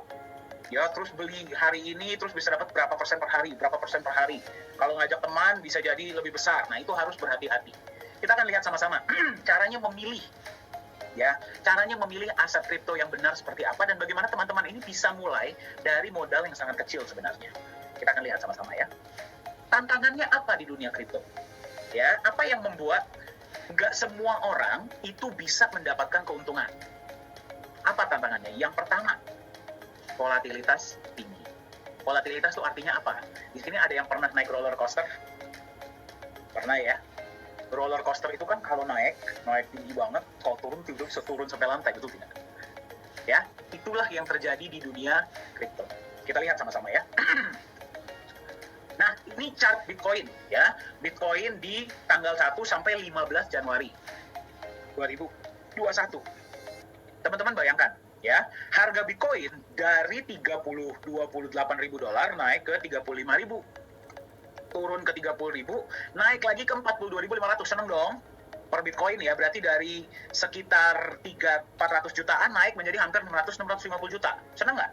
Senang. Tapi abis itu turun lagi ke 400 juta. Ya, memang abis itu naik lagi terus dia turun lagi. Ya, jadi seperti inilah aset-aset digital di luar sana. Mayoritas dari mereka nilainya naik turunnya sangat luar biasa. Ya, jadi teman-teman beli hari ini berapa, besok bisa turun 20-30%. Memang bisa naik 30%, tapi turunnya pun bisa sangat tinggi. Ya, itulah yang terjadi kalau misalkan nggak ada yang namanya aset pelindung. Ya, kita lihat sama-sama nanti, kita lihat sama-sama ya. Nah, kalau misalkan nggak ada yang namanya aset pelindung, inilah yang terjadi. Teman-teman beli nih, sebuah koin ya, harganya hari ini sekian. Terus dikompor-komporin, wah harganya akan naik, harganya naik. Teman-teman lihat, kepengen ikut beli nggak? Ikut beli, kepercayaan naik, harga naik. Ya, harga naik, kepercayaan naik, harga naik lagi. Jadi dia tuh seperti bubble. Tapi akan ada saatnya di mana bubble itu pecah. Ya, bubble itu pecah, dari harga naik, misalkan harga sudah tinggi, tiba-tiba ada berita negatif dikit, atau mungkin dia sudah sampai titik jenuh, dia turun. Ya, turun, kepercayaan tambah turun, harganya turun terus. Ya, jadi pentingnya kalau teman-teman ingin memilih sebuah aset digital, itu harus ada aset pelindungnya. Nanti kita akan lihat sama-sama. Ya. Tantangan kedua, mayoritas dari mereka nilainya menjadi nol. Nah, kita kalau lihat Bitcoin, ya, Bitcoin itu adalah success story. Ya, Bitcoin itu adalah cerita yang memang oke, dia itu berhasil. Yang jadi pertanyaan adalah di luar sana itu ada sangat banyak aset digital yang mau mengikuti footstep-nya Bitcoin, akan mengikuti langkahnya Bitcoin. Yang terjadi apa, teman-teman? Dijanjikan keuntungan cepat. Nah, koin ini akan menjadi the next Bitcoin. Ya, akan menjadi Bitcoin selanjutnya. Kalau beli hari ini dalam waktu berapa tahun naiknya bisa berapa kali lipat. Ya, biasa dijanjikannya seperti itu. Tapi apa yang terjadi? Dia naik sedikit. Jadi inilah yang teman-teman harus hati-hati. Ya, ketika ditawarin aset digital, biasanya teman-teman akan lihat naiknya tinggi di awal. Tapi setelah itu dia akan turun dan sudah sangat sulit untuk naik. Ya, kalau udah kita lihat ya nilainya banyak yang tiarap. Masih bisa nggak menurut teman-teman naik lagi? Sudah sulit. Ya, itulah kenapa berhati-hatilah ketika memilih aset digital. Nanti kita akan lihat sama-sama ya. Bagaimana sih cara memilih aset digital yang baik sehingga sekarang nih teman-teman ini masih pada muda ya. Atau siapapun ya. Kalau beli hari ini minimal 3-5 tahun ke depan teman-teman tuh bisa punya aset yang bekerja untuk Anda, bukannya justru kehilangan nilai. Nah, ini contohnya nih ya, di aktivitasnya seperti apa, tiba-tiba bisa naik tinggi banget, ya, bisa naik tinggi banget, tiba-tiba turun, udah nggak bisa naik lagi. Ya, ini lagi contohnya, kan nggak masuk akal, betul nggak sih? Harganya lagi flat, ya nggak sih, flat, tiba-tiba naik sangat tinggi, turun lagi, flat lagi. Ya, sangat nggak masuk akal. Nah, ini saya nggak nakut-nakutin ya. Saya hanya ngasih lihat faktanya di luar sana seperti apa. Oke, nanti kita akan lihat solusinya bagaimana, ya. Nah, ini yang paling parah. Ini yang sangat parah. Tadi yang contohnya adalah yang di Turki tadi. Ya, kita beli, ditawarkan bisa dapat keuntungan gede. Ya, tiba-tiba website-nya nggak bisa dibuka. Ya, tiba-tiba kita lihatlah misalkan di mana ya platform ini sudah ditentukan sebagai investasi bodong, misalkan. Sangat banyak ya, ini beberapa contohnya. Nah, jadi di dunia aset digital ini sangat banyak tantangannya. Tapi sebelum kita masuk ke tahap selanjutnya, saya mau dengar nih dari teman-teman. Siapa yang pernah punya pengalaman baik atau pengalaman yang kurang baik dengan aset digital? Nah, siapa yang punya pengalaman nih? Coba boleh tolong di-share di chat. Saya, Pak. Oke, ada lagi? Saya pernah beli satu koin, tiba-tiba nggak bisa dibuka websitenya. Benar seperti yang Bapak bilang. Yes. Ya, jadi berhati-hatilah. Ya. Oke, saya juga pernah, Pak. Saya. Oke, ya. Oke, berarti banyak ya di sini yang pernah pengalaman. Ini pengalamannya by the way saya ini positif atau negatif? Positif, saya pernah untung. Oke, bagus ya. Kalau bisa untung luar biasa. Saya pernah dapat satu koin, berapa kecepatan jual sekarang, sini nyesel, Pak. Oke, ya kecepatan jual juga salah satu faktor ya. Kadang-kadang kita itu takut, kita nggak tahu ya mereka itu bisa naik atau lagi atau enggak, kita jual, nggak tahunya naik lagi. Pernah top up tapi akhirnya nggak bisa dibuka, Pak. Nah, itu salah satunya ya. Itu salah satunya. Saya pernah diajak sama teman, katanya setelah selesai saya bisa dapat banyak uang, tapi yang terjadi adalah teman saya pun hilang. Astaga. Ya, itu saya harap nggak kejadian ke semua orang di sini ya. Ya, ini memang sangat banyak sekarang ini. Pernah, Pak, pagi hari saya join, sorenya sudah nggak bisa dibuka. Saya kira website saya error. Ternyata memang websitenya sudah nggak bisa dibuka. Nah, ya, itu beberapa contohnya. Dunia kripto ini dunia yang masih sangat baru. Ya, dan memang sudah banyak menghasilkan orang-orang sukses, betul nggak? Ya, banyak. Ya, tapi ini dijadikan sarana bagi banyak, saya nggak bilang mereka itu scam ya, bagi banyak pencipta-pencipta aset yang menciptakan aset yang ujung-ujungnya akan tutup, tapi dia masuk ke orang-orang yang nggak tahu. Jadi itulah kenapa kita adakan edukasi-edukasi seperti ini, ya, agar teman-teman ini lebih paham dengan dunia aset digital. Jangan sampai uang yang sudah kita tabung capek-capek ya, tiba-tiba raup hilang begitu saja. Apakah pernah kejadian ke Bapak? Wah, pernah, Pak. Ya, pernah beberapa kali. Ya, itulah kenapa ketika saya bertemu Nagaya ini saya sangat bersyukur. Ya, karena di sini kita mengedukasi yang lain agar bisa lebih cerdas ketika memilih aset. Oke. Nah, itulah kenapa hari ini kita ingin memperkenalkan ya kepada teman-teman di sini ya, itu adalah aset digital masa depan yang namanya adalah Nagaya. Solusinya bagaimana agar teman-teman itu bisa memilih aset yang benar? Jadi kalau hari ini bilang, oke deh, saya mau mulai berinvestasi, saya mau mulai beli aset digital. Seperti apa yang harus dipilih?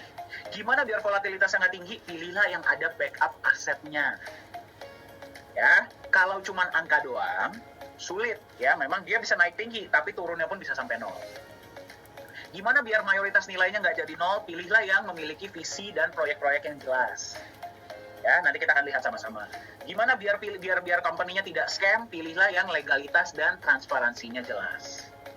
Ya, perusahaan ini terdaftar di mana? Proyek-proyeknya seperti apa? Transparansinya seperti apa? Ya, itulah yang teman-teman harus lihat. Jadi kalau nanti ditawarkan aset-aset digital lainnya di luar sana, teman-teman harus kritis. Tanya sama mereka. Ya, seperti apa namanya konsepnya ada.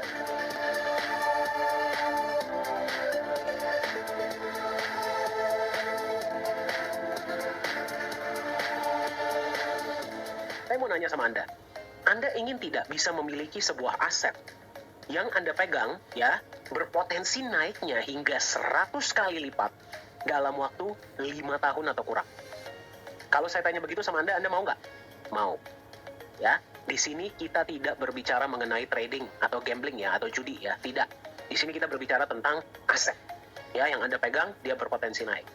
Kalau tadi jawaban Anda iya, Anda mau, Mari kita lihat sama-sama. Pilihan aset Anda di luar sana itu ada apa saja? Yang pertama dan yang paling terkenal saham. Betul ya? Nah, pertanyaan saya sama Anda, saham bisa tidak memberikan Anda hasil 100 kali lipat dalam waktu 5 tahun atau kurang? Sulit, betul tidak? Sulit ya, karena saham itu ada beberapa keterbatasan. Kemudian aset yang lain di luar sana ada itu adalah properti. Saya tanya lagi sama Anda, bisa tidak properti kasih Anda 100 kali lipat dalam waktu 5 tahun atau kurang? Sulit. Kalau kita masih ngomong 2 kali lipat, 3 kali lipat ya oke lah ya. Tapi kalau sudah 100 kali lipat, kayaknya agak sulit ya. Aset lainnya, ada yang bisa memberikan Anda hasil seperti itu? Tidak ada. Bagaimana kalau saya kasih tahu sama Anda bahwa ada satu jenis aset yang sudah terbukti secara historis, secara sejarah ya, dia itu bisa memberikan 100 kali lipat bahkan lebih dalam waktu 5 tahun atau bahkan kurang. Nama aset tersebut adalah aset kripto. Ya, bagi Anda yang nggak paham kripto, simpelnya seperti ini. Aset kripto itu apa sih? Aset digital. Kita akan lihat sama-sama ya. Aset kripto yang paling terkenal itu adalah Bitcoin. Nah, Anda yang mungkin beberapa hari-hari ini, Anda mungkin sering mendengar tentang Bitcoin. Mungkin dari sahabat Anda, atau dari mungkin dari tetangga Anda, atau mungkin Anda baca berita, nonton berita, kok yang dibicarain Bitcoin semua. Seperti apa sih sebenarnya potensi Bitcoin? Kita akan lihat sama-sama. Kalau tadinya di tahun 2013, Anda beli Bitcoin, nggak usah banyak-banyak deh, 15 juta saja. Ya, atau setara dengan sekitar $1.000. Di tahun 2021 awal, ya, $1.000 Anda tadi sudah menjadi hampir 9 miliar rupiah. Atau setara dengan sekitar $600.000. Fantastis tidak kenaikan ini menurut Anda? Sangat. Ya, 600 kali lipat dalam waktu 7 tahun. Gimana lagi Anda bisa mendapatkan kenaikan seperti ini? Ya, tidak ada di luar sana. Nah, inilah potensi dari aset kripto. Nah, sekarang pertanyaan Anda, Pak, kok bisa? Ya, aset kripto ini memberikan hasil yang sangat-sangat fantastis, yang bahkan saham atau properti pun nggak bisa berikan. Nah, kita akan lihat alasannya. Banyak orang akan bilang sama Anda, alasannya itu mungkin gara-gara teknologinya canggih, ya, atau komunitasnya besar. Ya, sebenarnya mereka itu benar, ya, memang teknologinya canggih, komunitasnya besar. Tapi sebenarnya alasannya itu sangat simpel, ya, logika. Alasan pertama, market aset kripto Anda itu global. Kalau Anda beli saham, Anda bisa nggak, misalkan beli dari Indonesia ya, bisa nggak Anda jual ke luar negeri? Tidak bisa. Kalau Anda beli kripto, misalkan Bitcoin, atau Ethereum, atau Nagaya, di Indonesia, bisa nggak Anda jual ke negara lain? Bisa. Berarti market Anda bukan cuma 250 juta orang, tetapi 8 miliar orang. Market Anda besar, betul nggak? Ya, pada saat ini kalau misalkan ya, sekarang di Indonesia sudah malam. Di luar negeri, di Eropa atau di Amerika, masih pagi, masih siang. Berarti market Anda itu terbuka 24 jam, 7 hari seminggu. Ya, market yang sangat besar inilah alasan pertama kenapa potensi yang diberikan aset kripto itu jauh dibandingkan dengan aset-aset lainnya. Itu yang pertama.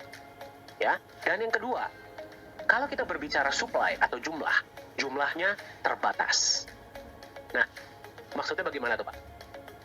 Kayak contohnya Bitcoin, ya. Dari awal kalau sudah ditentukan jumlahnya cuma ada 21 juta, ya dia nggak bisa nambah dari 21 juta. Nah, Gaya dari awal ditentukan cuma 50 juta, dia nggak bisa nambah. Ya, jadi Anda bayangkan, market yang sangat besar, supply-nya terbatas. Demand yang besar, supply terbatas. Apa yang terjadi dengan harga? Naik. Nah, tapi per presentasi ini dibuat, Anda mungkin melihat, dan Anda mungkin bertanya, Pak, tapi harga Bitcoin turunnya sangat drastis. Ya, turunnya tinggi sekali. Kok bisa naiknya sangat tinggi, turunnya sangat tinggi? Nah, inilah kenapa pentingnya ada yang namanya underlying asset. Ya, kalau aset kripto ini tidak ada backup asetnya, aset lain ya, yang jauh lebih mature, jauh lebih matang, mereka itu akan sangat mudah digoyang oleh pasar. Nah, jadi sebuah aset kripto dengan potensi yang sangat fantastis, Anda setuju ya, potensinya fantastis. Kalau misalkan ditambahkan dengan backup aset real, aset lain, contohnya emas, menurut Anda bagaimana potensinya? Ya, kalau naik akan sangat tinggi, tapi dia tidak akan turun di bawah nilai aset yang membackup, betul tidak? Nah, itulah kenapa hari ini saya akan perkenalkan Anda kepada sebuah aset digital hybrid crypto aset pertama di dunia yang di backup oleh sebuah underlying aset. Namanya adalah Nagaya. Secara simpel adalah sebuah bukti digital kepemilikan sejumlah emas murni. Kenapa Nagaya lah yang dipilih sebagai satu-satunya alat tukar di sebuah mall? Kita akan lihat sama-sama. Setiap koin Nagaya yang Anda pegang, berapapun koin Nagaya yang Anda miliki, setiap koin Nagaya Anda itu adalah bukti kepemilikan sejumlah emas murni, emas fisik, ya. Di mana disimpannya, seperti apa emasnya, kita akan lihat sama-sama, ya. 50% dari dana awal Anda digunakan untuk beli emas. Ya, bukan 100% ya. Kenapa?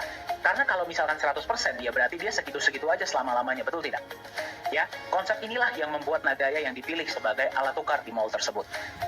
50% di awal digunakan untuk beli emas, yang berarti emas ini bertindak sebagai pelindung nilai. Ya, kita tahu ya, yang namanya pasar bisa naik, bisa turun, apalagi pasar aset digital. 50% ketika sudah di-backup oleh emas, dia melindungi nilai Nagaya Anda. Jadi kalau dia naik, dia bisa naik sangat tinggi, tapi dia tidak akan turun di bawah nilai emas yang membackup. Masuk akal? Nah, yang lebih hebat lagi, emas yang membackup setiap koin Nagaya Anda bisa bertambah jumlahnya.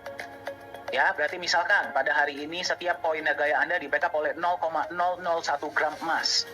Bulan depan bisa jadi 0,002 gram emas. 0,003 gram emas.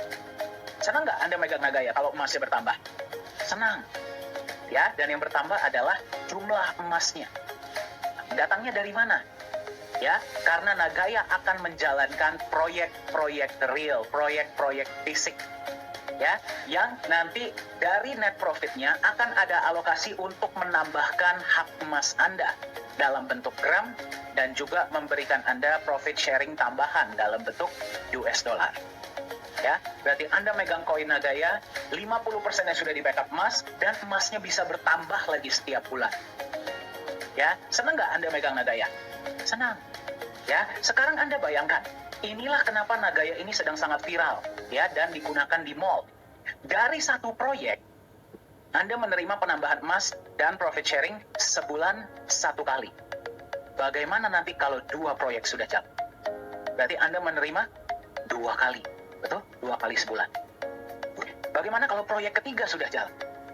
Berarti Anda menerima tanpa harus Anda apa-apakan ya. Anda hanya memegang saja koin Anda menerima penambahan emas dan profit sharing dari 3 proyek. Bagaimana kalau ada proyek keempat, misalkan kita jalankan di properti atau di real estate? Ya, Anda akan menerima dari 4 proyek. Ya, dan seterusnya. Ya, berarti Anda megang Nagaya tanpa Anda harus apa-apakan. Di backup emas dan emasnya bertambah terus dari proyek-proyek yang kita jalankan. Ya, belum lagi kita berbicara tentang benefit dari profit sharing. Ya, itulah alasannya kenapa Nagaya lah yang dipilih sebagai alat tukar di P4 Lala Square di Sejong City. Sekarang kita lihat sama-sama, inilah potensi penambahan emas Anda per Nagaya ya dalam waktu ke depan.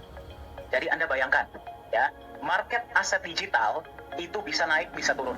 Ya, kalau naiknya sangat tinggi, turunnya pun sangat tinggi.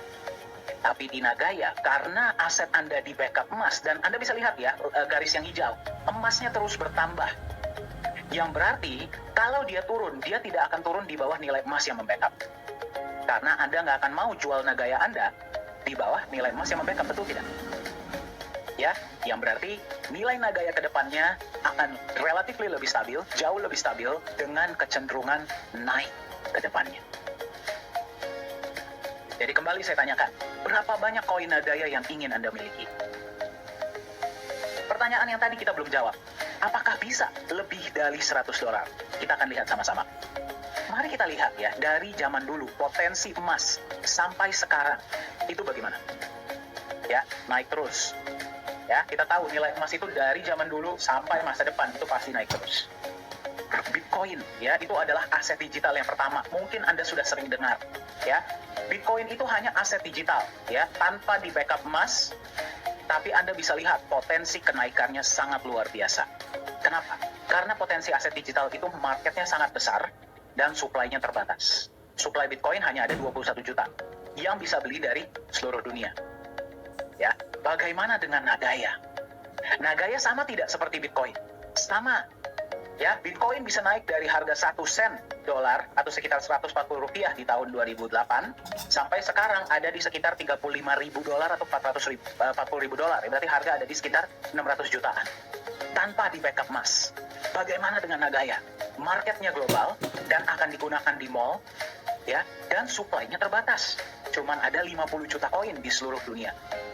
Ya, dan setiap koinnya di backup oleh emas dan emasnya bisa bertambah lagi. Bagaimana menurut Anda harga Nagaya ke depan? Diprediksi akan terus meroket. Jadi saya tanya sama Anda, bisa tidak Nagaya harganya melewati 100 dolar? Sangat bisa. Ya, jadi berapa banyak koin Nagaya yang ingin Anda miliki? Lihat, kenapa harus ada backup emas? Kita lihat ya, volatilitas Bitcoin melawan emas. Ini Bitcoin, ya, ini sebelum tahun 2000, ini pada tahun 2020, belum yang 2021 tadi. Kita lihat ya, volatilitasnya seperti apa dibandingkan dengan emas. Naiknya tinggi, turunnya juga tinggi, ya.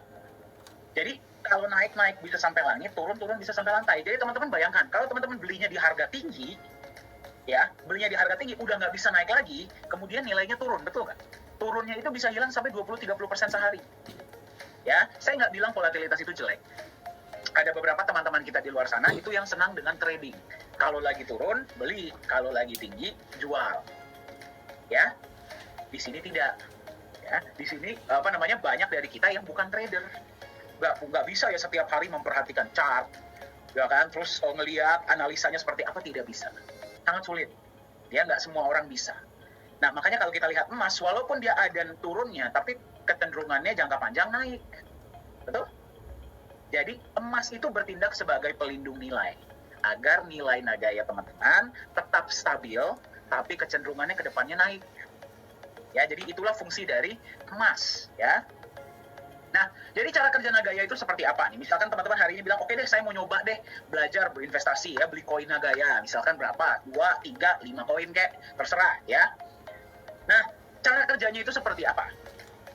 Ya, misalkan mobil. Ya, di Indonesia itu mobil udah sangat banyak, betul nggak? Ya, mobil udah sangat banyak.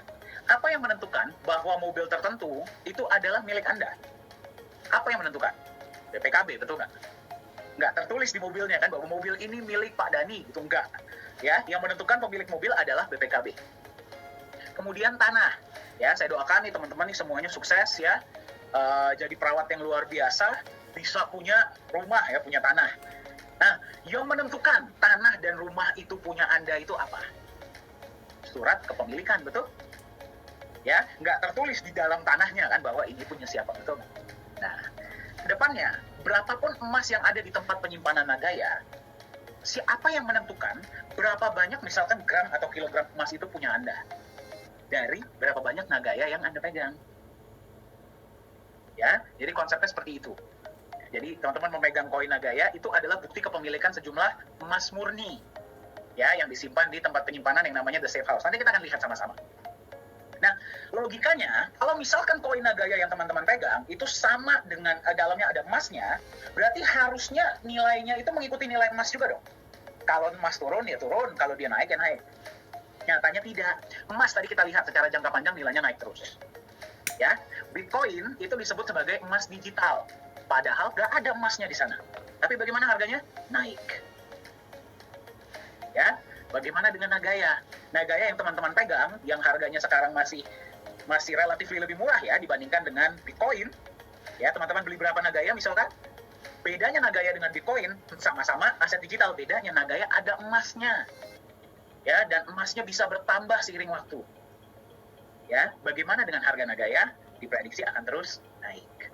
Nah, tapi teman-teman satu hal yang paling kita tekankan di sini seperti ini. Di Nagaya kita nggak mau memberikan janji-janji yang kelewat manis ya, seperti banyak perusahaan-perusahaan di luar sana. Mayoritas dari mereka itu memberikan janji-janji yang mayoritas nggak bisa ditepati. Nah, di Nagaya yang paling kita tekankan itu adalah legalitas dan transparansi. Sebagai pemegang Nagaya, Anda bisa melihat transparansi yang diberikan oleh Nagaya. Kenapa? Karena misi Nagaya adalah jangka panjang. Kita mau menciptakan keluarga dengan kepercayaan ya yang jangka panjang. Apa saja transparansi dari Nagaya? Kita bisa lihat sama-sama. Yang pertama adalah transparansi cadangan emas. Anda bisa melihat cadangan emas Nagaya itu seperti apa. Yang kedua, transparansi tempat penyimpanan emas Nagaya. Yang berarti Anda bisa lihat emas Nagaya Anda itu disimpannya di mana. Ya. Transparansi laporan laba rugi proyek Nagaya. Setiap proyek-proyek yang dijalankan oleh Nagaya itu semua bersifat fisik ya, tidak ada proyek digital, dan keuntungan dibagi seperti secara syariah. Ya, jadi berapapun keuntungannya dibagi rata ke 50 juta koin yang berhak dapat. Ya. Dan Anda bisa melihat laporan laba ruginya. Kemudian Anda juga bisa melihat transparansi hasil audit emas dan semua proyek-proyek Nagaya. Mari kita lihat sama-sama transparansinya seperti apa. Yang pertama, Anda bisa melihat emasnya seperti apa, ya. Emasnya dibeli dari mana, emasnya jenis apa, kemudian bukti pembeliannya seperti apa, Anda bisa lihat. Ya, itu yang pertama. Yang kedua, emas Anda disimpan di satu tempat yang namanya The Safe House Singapura. Tempat ini diregulasi oleh pemerintah Singapura dan digunakan oleh banyak bank-bank besar dan institusi besar untuk menyimpan logam mulia mereka. Seperti apa tempatnya, seaman apa tempatnya, kita akan lihat sama-sama. Ini adalah CEO Nagaya, yaitu Pak Yohanes Chandra. Anda yang sudah sering ikut sesi-sesi online, pasti beberapa kali sudah melihat ya, beliau sering sharing. Nah, ini adalah ketika emasnya akan disimpan di dalam kotak. Anda bisa lihat ya, harus terlebih dahulu diberikan kepada staf The Safe House untuk mereka periksa. Setelah mereka sudah memeriksa, mereka akan simpan di dalam kotak. Kita dari pihak Nagaya sudah tidak boleh lagi menyentuh emas tersebut. Setiap kali ada penyimpanan emas, pasti ada saksi ya dari berbagai negara yang bisa menyaksikan penyimpanan emas tersebut. Seperti yang Anda tadi lihat ya. Setelah emas disimpan, kotak dikunci, kemudian disegel besi.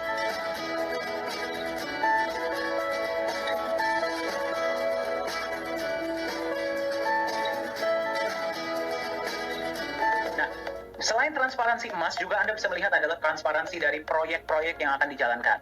Ya, sekarang yang baru dijalankan adalah satu proyek. Pada saat video ini dibuat, ya, presentasi ini dibuat. Dari proyek tersebut setiap bulan akan menampilkan laporan laba rugi.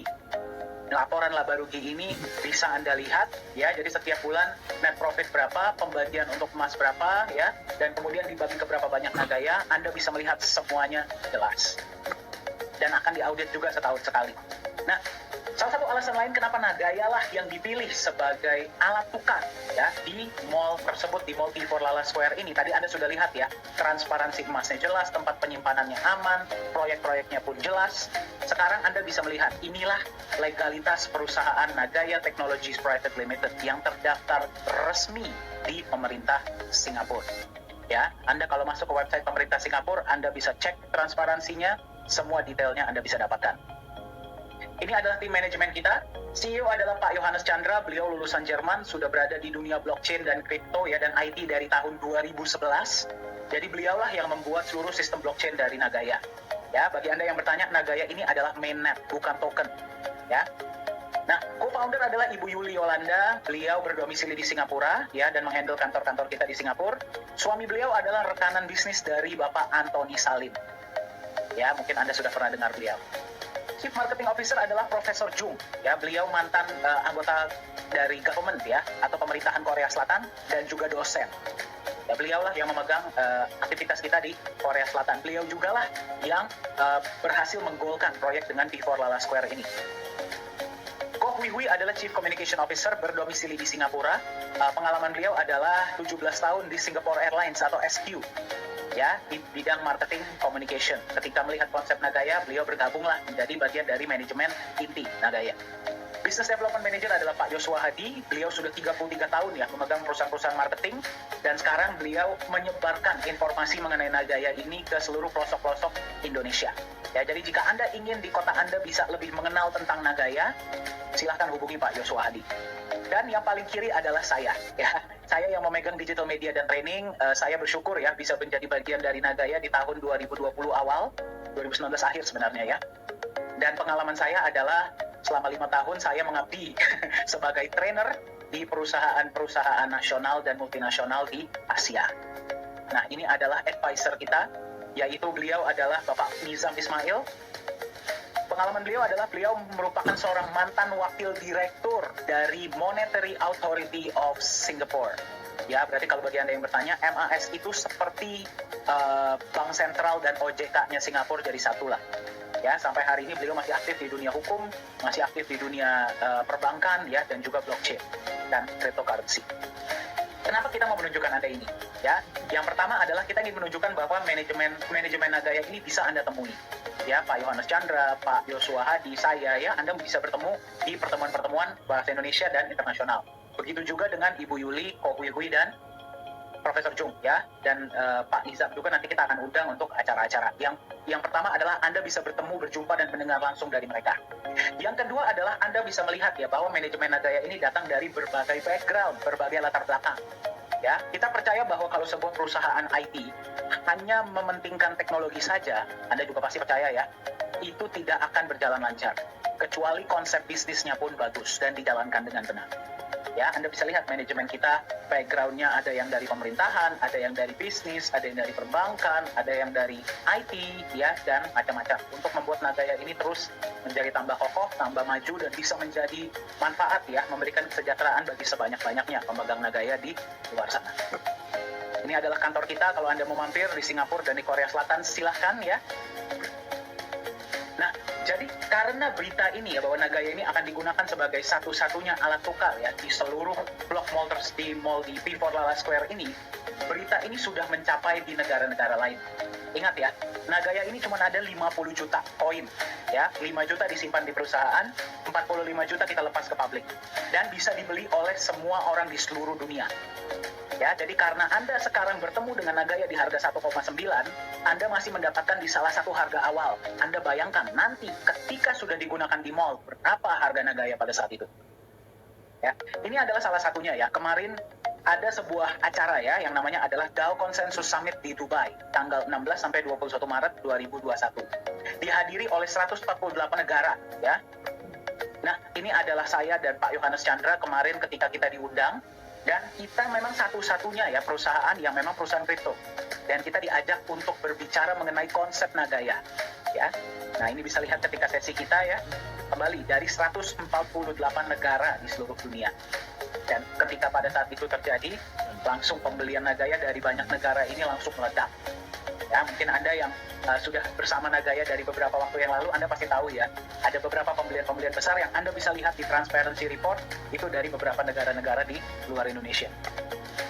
Nah, ini adalah logo kita. Jadi memang sekarang pun ada banyak negara-negara ya, yang sudah mengkontak kami, ingin menjadi yang pertama untuk membagikan info mengenai Nagaya di negara mereka, ya, dan mungkin ada beberapa juga yang mau buka kantor di negara mereka. Jadi memang informasi ini sudah tersebar. Ya, jadi kalau Anda nggak ambil action secepatnya, harga Nagaya ini naik terus, Anda tertinggal. Berapa banyak Nagaya yang ingin Anda miliki? Nah, ini adalah website kita ya, sudah dikunjungi oleh di 6 benua. Ya, yang belum cuma tinggal satu, yaitu Antartika.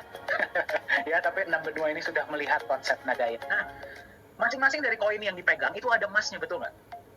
Ya, emas itu bisa diambil tidak? Jawabannya bisa. Ya, minimal 5 gram bisa diambil. Ya, jadi contohnya saya doakan ya di sini semuanya rezekinya lancar, masing-masing misalkan bisa beli 10.000 koin Nagaya. Kedepannya ya kita lihat ya, mau beli satu atau 100 nabung sampai berapapun boleh, mau beli sekaligus boleh. Itu terserah masing-masing ya. Jadi kayak kita ada cerita satu driver Grab di Indonesia, dia di awal cuma beli 2 koin, sekarang sudah punya hampir 300. Jadi nabung setiap hari atau nabung setiap minggu. Nah, kalau misalkan emasnya mau diambil, contohnya dari 10.000 tadi, 1.000 mau dikembalikan, saya mau ngambil emasnya misalkan. Bisa nggak? Bisa. Ya, contohnya pada saat itu, ini asumsi ya, misalkan pada saat itu emasnya udah 0,1 gram per koin. Contoh ya, ini asumsi. Berarti dari 1.000 Nagaya, emas yang bisa diambil 100 gram emas. Silahkan dibawa pulang. Ya.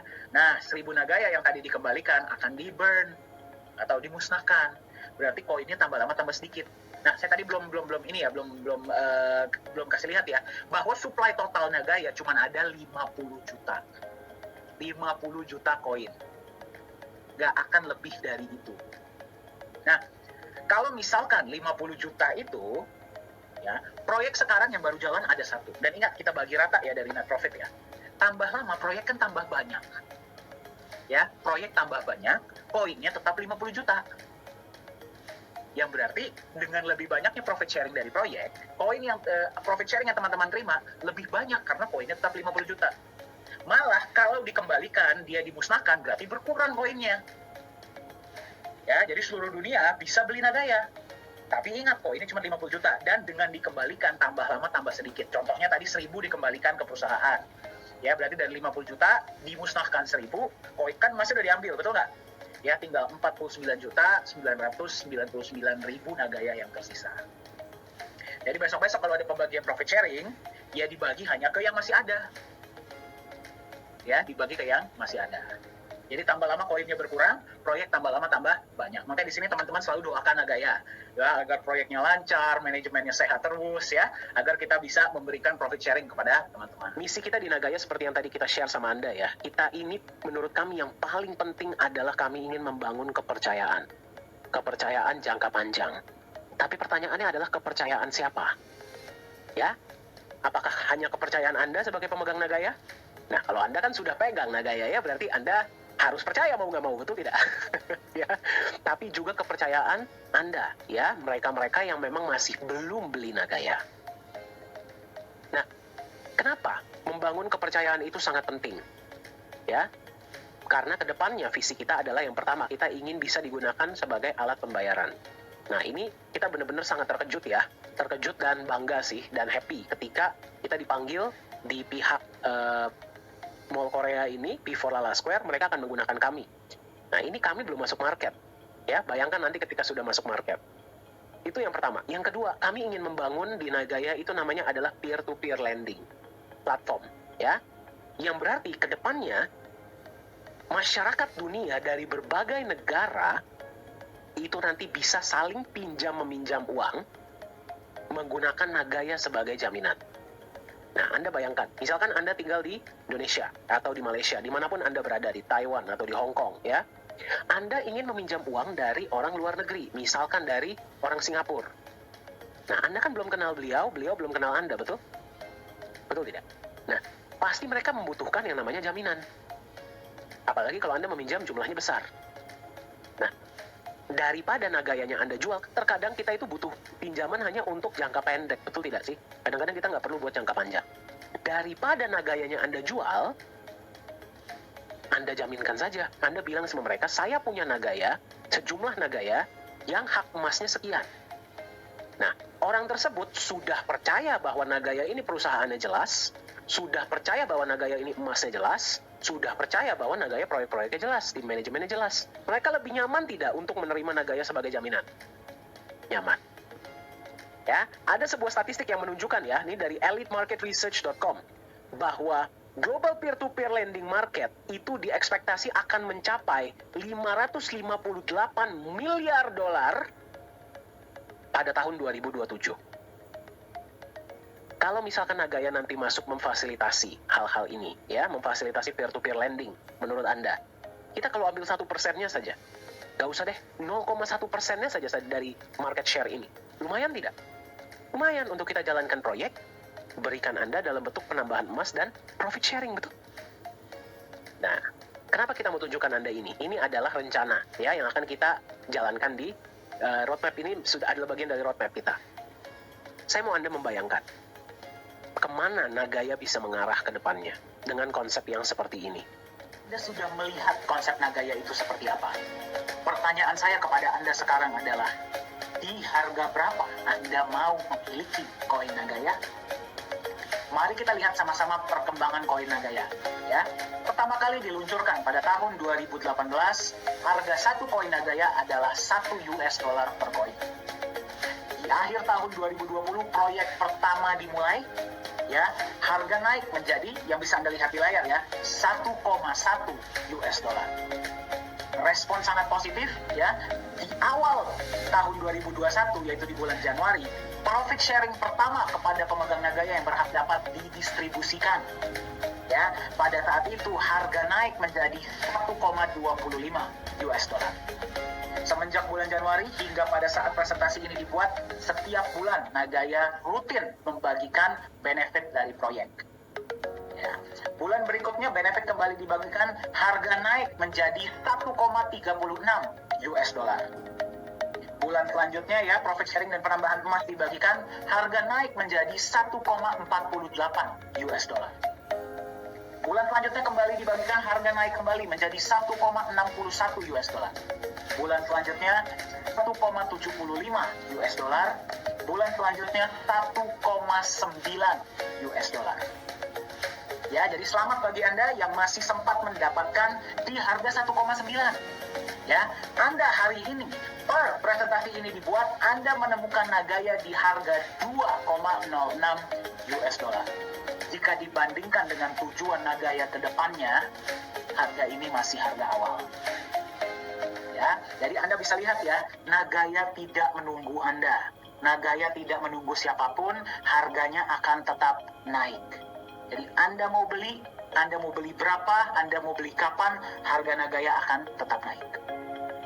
Nah, pertanyaan beberapa teman-teman kita adalah, apakah Nagaya sudah bisa diperjualbelikan di market kripto global? Jawabannya adalah, target Nagaya akan masuk market akhir tahun 2021 atau awal tahun 2022. Ya, apakah bisa Anda belinya nanti saja ketika Nagaya sudah masuk market? Bisa. Ya, tapi kita harus ingat, pada saat itu berarti yang mengetahui informasi mengenai Nagaya dari seluruh dunia. Ya, bisa atau tidak? Bisa, tapi kita nggak tahu pada saat itu harga Nagaya sudah berapa. Ya, yang pasti sudah naik, tapi kita nggak tahu di mana. Mungkin sudah di sini? Ya. Bagaimana ketika Nagaya sudah digunakan di P4 Lala Square di Sejong City, Korea Selatan? Ya, mereka yang beli Nagaya pada saat itu, seperti yang tadi saya bagikan di awal ya, mereka beli bukan karena mereka mau memiliki aset jangka panjang saja, tapi mereka beli karena mereka punya kebutuhan. Ya, jadi mereka tidak akan berpikir untuk membeli Nagaya karena harus.